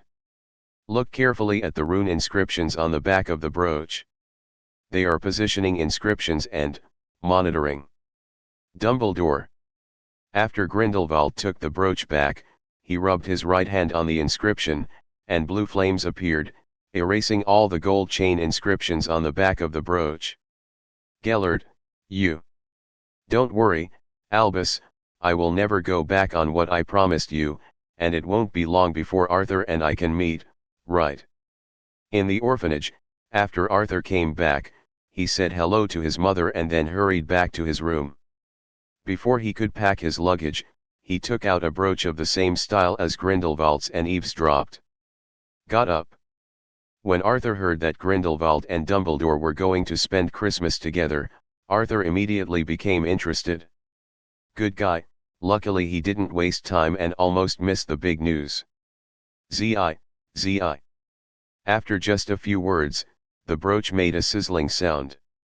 Arthur patted the brooch, and when there was still no response, he understood that the contact inscription must have been destroyed after Grindelwald and the two discovered it. Arthur sighed, a little regretful that the contact was lost at the critical moment. These two old guys are really as smart as ghosts. The next night, Granger's house. Dong, dong, dong. Hermione ran down the stairs quickly, her figure flashing past the stairs like a nimble deer. After hearing the noise, Mrs. Granger came out of the kitchen. She wiped her hands with her apron, looked at Hermione, and said loudly, "Slow down, be careful." Mr. Granger also walked in from outside the yard, saw Hermione rummaging through the pile of gifts, and looked at her with a smile. This year he put a lot of thought into preparing gifts for Hermione, hoping that she would like them. "Found it?" Hermione shouted excitedly, then ran back to her room holding a gift box. Mr. Granger felt a little depressed when he saw the gift he had carefully prepared being thrown aside. He couldn't help but ask his wife, "Whose gift is she getting?" Mrs. Granger smiled and replied, "Arthur's gift." After hearing his wife's words, Mr. Granger became even more depressed. He couldn't help but think of that yellow-haired boy, and that disgusting emotion surged into his heart again. He became more and more certain that he was right to hate that yellow-haired boy. After returning to her room, Hermione opened the gift box and found a notebook and a card inside. Hermione picked up the card, and it read on the front, "Thank you, Hermione, for your constant companionship and help. May our friendship last forever." On the back, there was an introduction to the notebook. This is an alchemy product that Arthur refined after Voldemort's diary. Arthur entered all his experience in spells, except chewing melons, his experience in transfiguration, and the entire volume of standard charms. Whenever Hermione wants to find a curse, she just writes the name of the curse in her notebook. Hermione held the notebook in her arms, delighted with the gift. When they were in school, Harry, Ron, and Neville all received chain gold gifts from Arthur, and even the Weasley twins received them. Although Arthur's alchemy products were always unreliable, and even Neville was so frightened that he cried because of a gold bracelet, Hermione had never received any alchemy gifts from Arthur, and she was inevitably a little disappointed and confused. Uncomfortable. Now she finally understands why. It turns out that Arthur has not forgotten her. "Baby, here is a gift with your name on it, but it doesn't say who gave it to you. Come out and take a look." After Hermione heard her mother's call, she gently placed the notebook in her arms under her pillow, turned around and went downstairs. Mrs. Granger looked at the happy Hermione and said, "It seems Arthur gave you a nice gift." Hermione ignored her mother's teasing, took the unsigned gift, and opened it. "Oh my God, it's actually a blessing elixir. Who gave this to me?" Hermione opened the gift box and found a bottle of potion inside, with the words "Elixir of Fortune" written on it. There was also a card and a medicine key inside, and the card was densely written with precautions when taking the potion. "How can this old bat be so generous? He gave me such a big bottle of elixir. Fortunately, I didn't give him the shampoo from Pottee's family." In the orphanage, Arthur is opening his Christmas gifts. This year's gifts are more than in all previous years combined. Harry and Ron gave him a lot of snacks, while the twin brothers gave him the Marauder's map directly. Snape was the most generous and gave him the Elixir of Fortune. Dumbledore's gift is interesting. It is a medal with the symbol of the Deathly Hallows engraved on it. Arthur played with the medal and was a little confused for a moment. Was it sent by Dumbledore or Grindelwald? And why did you two get the same gift? Hermione's Christmas gift was definitely the most precious. After Arthur opened the gift, he found a black and gray scarf. He touched the scarf and felt that the workmanship was a bit rough and not as refined as the products sold on the market. However, he could still feel the thought behind this gift, which was knitted by Hermione herself. After Arthur tied the scarf, he stood in front of the mirror and looked at it. He felt pretty good. "Arthur, are you in the room? There are several gifts from you here, but none of them are signed." Chapter 49, Dorky. After hearing Mammy's voice, Arthur got up, walked through the pile of gifts, and came to the door. After opening the door, he was a little surprised by the sight in front of him. He saw that Mammy was holding a large leather suitcase in her right hand and a delicate palm-sized gift box in her left hand. Arthur took the two items and asked with some confusion, "Mommy, are these all for me?" "Yes, Arthur." Mammy's answer was full of affirmation, "I just found this at the door. Your name is written on these two packages, they should be Christmas gifts for you." "Mommy, did you see who sent it?" Arthur asked. Hearing Arthur's question, Grandma shook her head, took out two cards from her pocket and handed them to him, "Only these two cards with your name on them, nothing else." After taking all the items from his grandma, Arthur returned to the room and placed the two mysterious gifts next to him. After Arthur finished opening all the gifts, he looked at these two items. Arthur first lifted the suitcase. He shook the suitcase. What made him feel a little strange was that the suitcase in his hand was as light as an empty suitcase. He didn't hear the sound of anything shaking or hitting when he shook it. Protego. Although there was trace silk, for the sake of safety, Arthur took out his spare ebony wand, cast an armor charm on himself, and then carefully opened the suitcase. Although nothing happened, the box had something else going on. It was a box that had been cast a traceless stretching spell. Looking at the dim space in the box, Arthur decided to go in and explore. Lumos. Arthur held up his wand and slowly went down the ladder. As soon as his feet touched the ground, all the lights in the room inside the box were turned on, and the light instantly filled the entire space. Arthur was a little uncomfortable with the sudden light. He blinked, and after adapting to the bright environment, he discovered that this was actually an oversized cloakroom. Arthur walked around the space and found that the space was about 50 square meters. Except for a full-length mirror hanging on the wall facing him, the rest of the space was divided into many small compartments, each compartment filled with a variety of clothes. Each compartment has different markings indicating different seasons and clothing types. From thick coats in winter to short-sleeved shirts in summer, from hats on the head to shoes and socks on the feet, they are all available. This is the work of some fairy lady, who actually arranged such a huge cloakroom in the space of this seamless stretching curse. What a luxury! Arthur walked to a clothes rack, selected a coat, and tried it on carefully. It fit him perfectly, the cut and size of the coat were just right, as if it had been tailor-made just for him. Arthur looked around at the clothes in the closet and sighed again, "There are so many clothes, I can't finish them. I can't finish them." After coming out of the luxurious cloakroom, Arthur started to have a headache again. The Ministry of Magic has strict regulations on the invisible stretch spell. The invisible stretch spell cannot be used for private purposes, but can only be used for those approved by the relevant Ministry of Magic department. The production of individual items. In fact, Hermione was using this spell illegally when she was trying to increase the internal space of her beaded bag. Although Arthur's box is not as dangerous as Newt's, if it is caught by people from the Ministry of Magic, it is estimated that he will have to be sent to the Azkaban Talent Center for 2 years of training. After Arthur packed and locked the coat box, he stuffed it under his bed. Then, he picked up another gift next to him, full of curiosity and expectation. The coat box gave me a big surprise, so what would this gift be?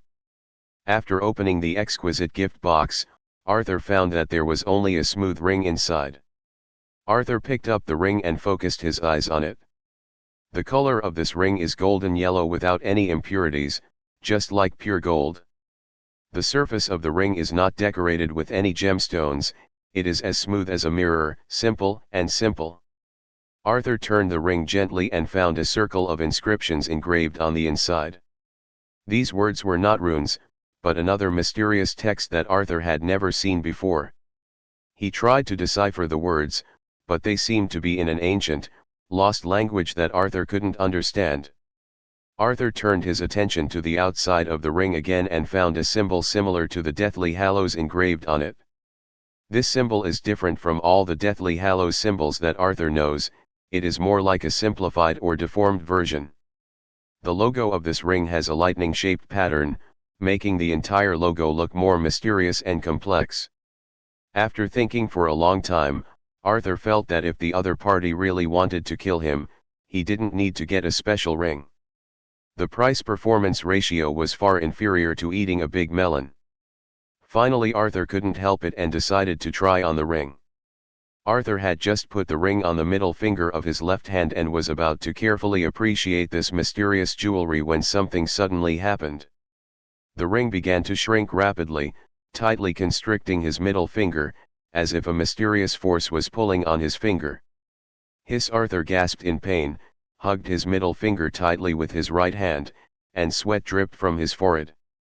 However, what is surprising is that the ring has been deeply embedded in Arthur's finger, but not a drop of blood has flowed out. All the blood seemed to be absorbed into the ring.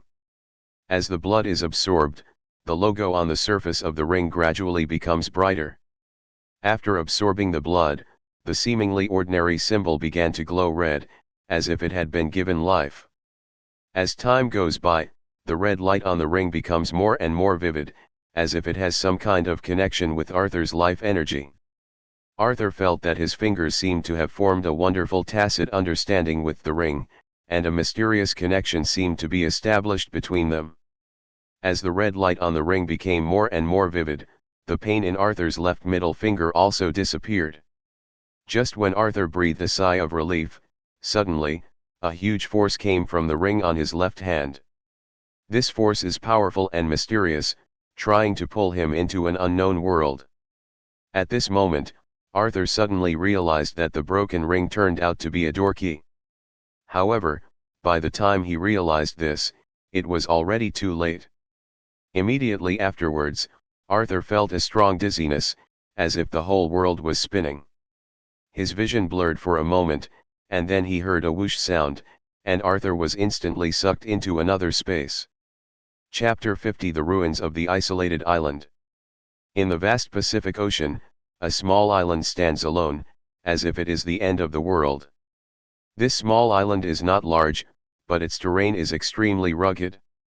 It is surrounded by steep cliffs and in the middle is a mountain that is difficult to climb. There are no plants or even any traces of life on the island. It seems like a dead and deserted land. However, just high in the sky above the island, a black vortex suddenly appeared. Immediately afterwards, a figure fell from the vortex and hit the ground directly. Arthur, who was still in the orphanage room, was suddenly teleported to a height of 100 meters by the ring. Fortunately, Arthur woke up from the dizziness caused by the teleportation in time. After discovering his situation, he immediately turned into the patron saint of Raven, and his body became light and powerful. After working hard to adjust his posture, he finally landed smoothly. After landing, Arthur was breathing heavily, and his heartbeat was still fast and strong.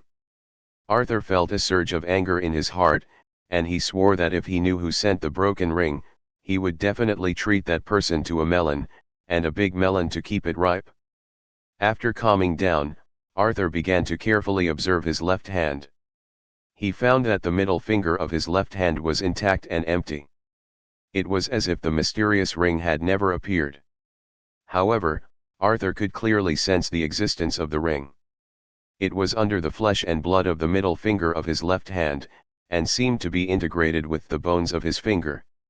Arthur tried squeezing or touching his middle finger, but he didn't feel anything unusual.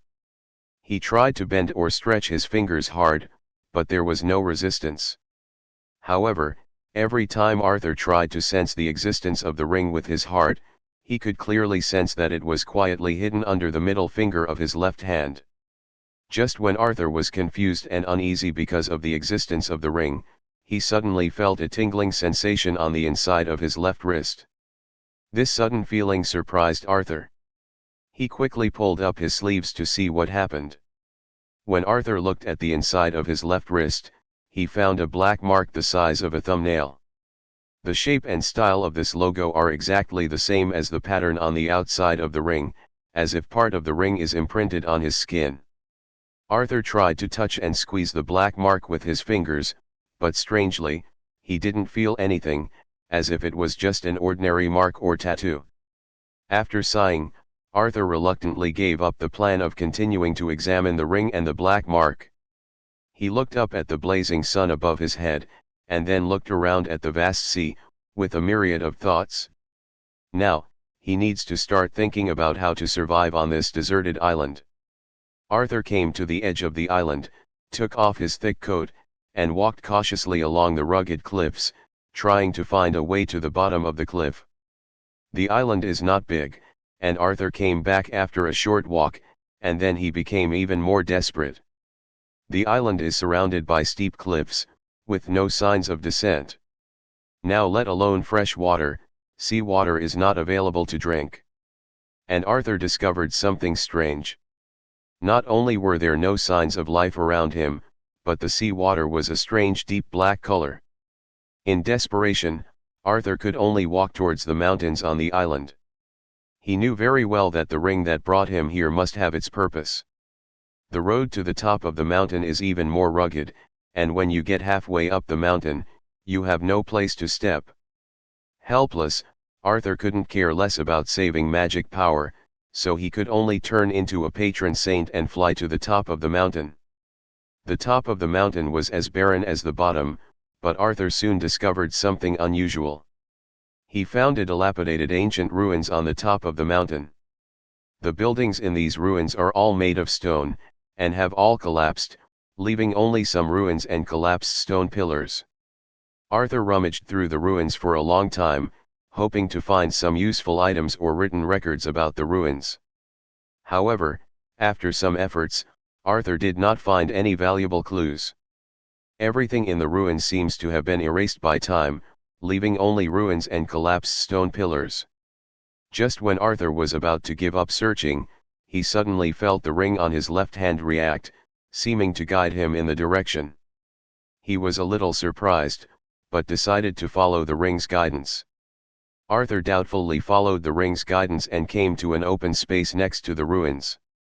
Arthur had searched here before and found nothing. Just when he thought he had made a mistake with the ring, a stone tablet suddenly appeared in front of him out of thin air. This is... Arthur looked at the stone tablet in front of him in shock and muttered. The stone tablet is pure white as a whole, about 5 meters high and 2 meters wide, with densely packed mysterious characters engraved on it. Arthur approached the stone monument and found that its surface was as smooth as a mirror and spotless, in sharp contrast to the surrounding dilapidated environment.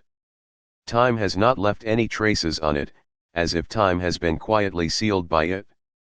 As Arthur gets closer, the ring hidden on the middle finger of his left hand also appears. After Arthur watched the ring appear, he wondered if he could take it off now. But what Arthur didn't expect was that before he could do anything, the ring slipped off his finger easily. Looking at the ring in the palm of his right hand, Arthur felt a little unbelievable for a moment. Is it that simple?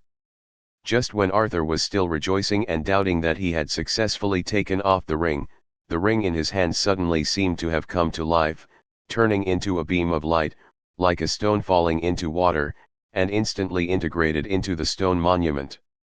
The moment the ring disappeared, the stone tablet also changed. It gradually became transparent, and then turned into a liquid, floating in mid-air. Not good. Seeing the situation in front of him, Arthur secretly screamed that something was not good, and turned around and wanted to escape from this place. However, the stone tablet integrated into the ring suddenly released a powerful suction force, sucking Arthur's entire body into the liquid. This force is so powerful that Arthur can't resist it.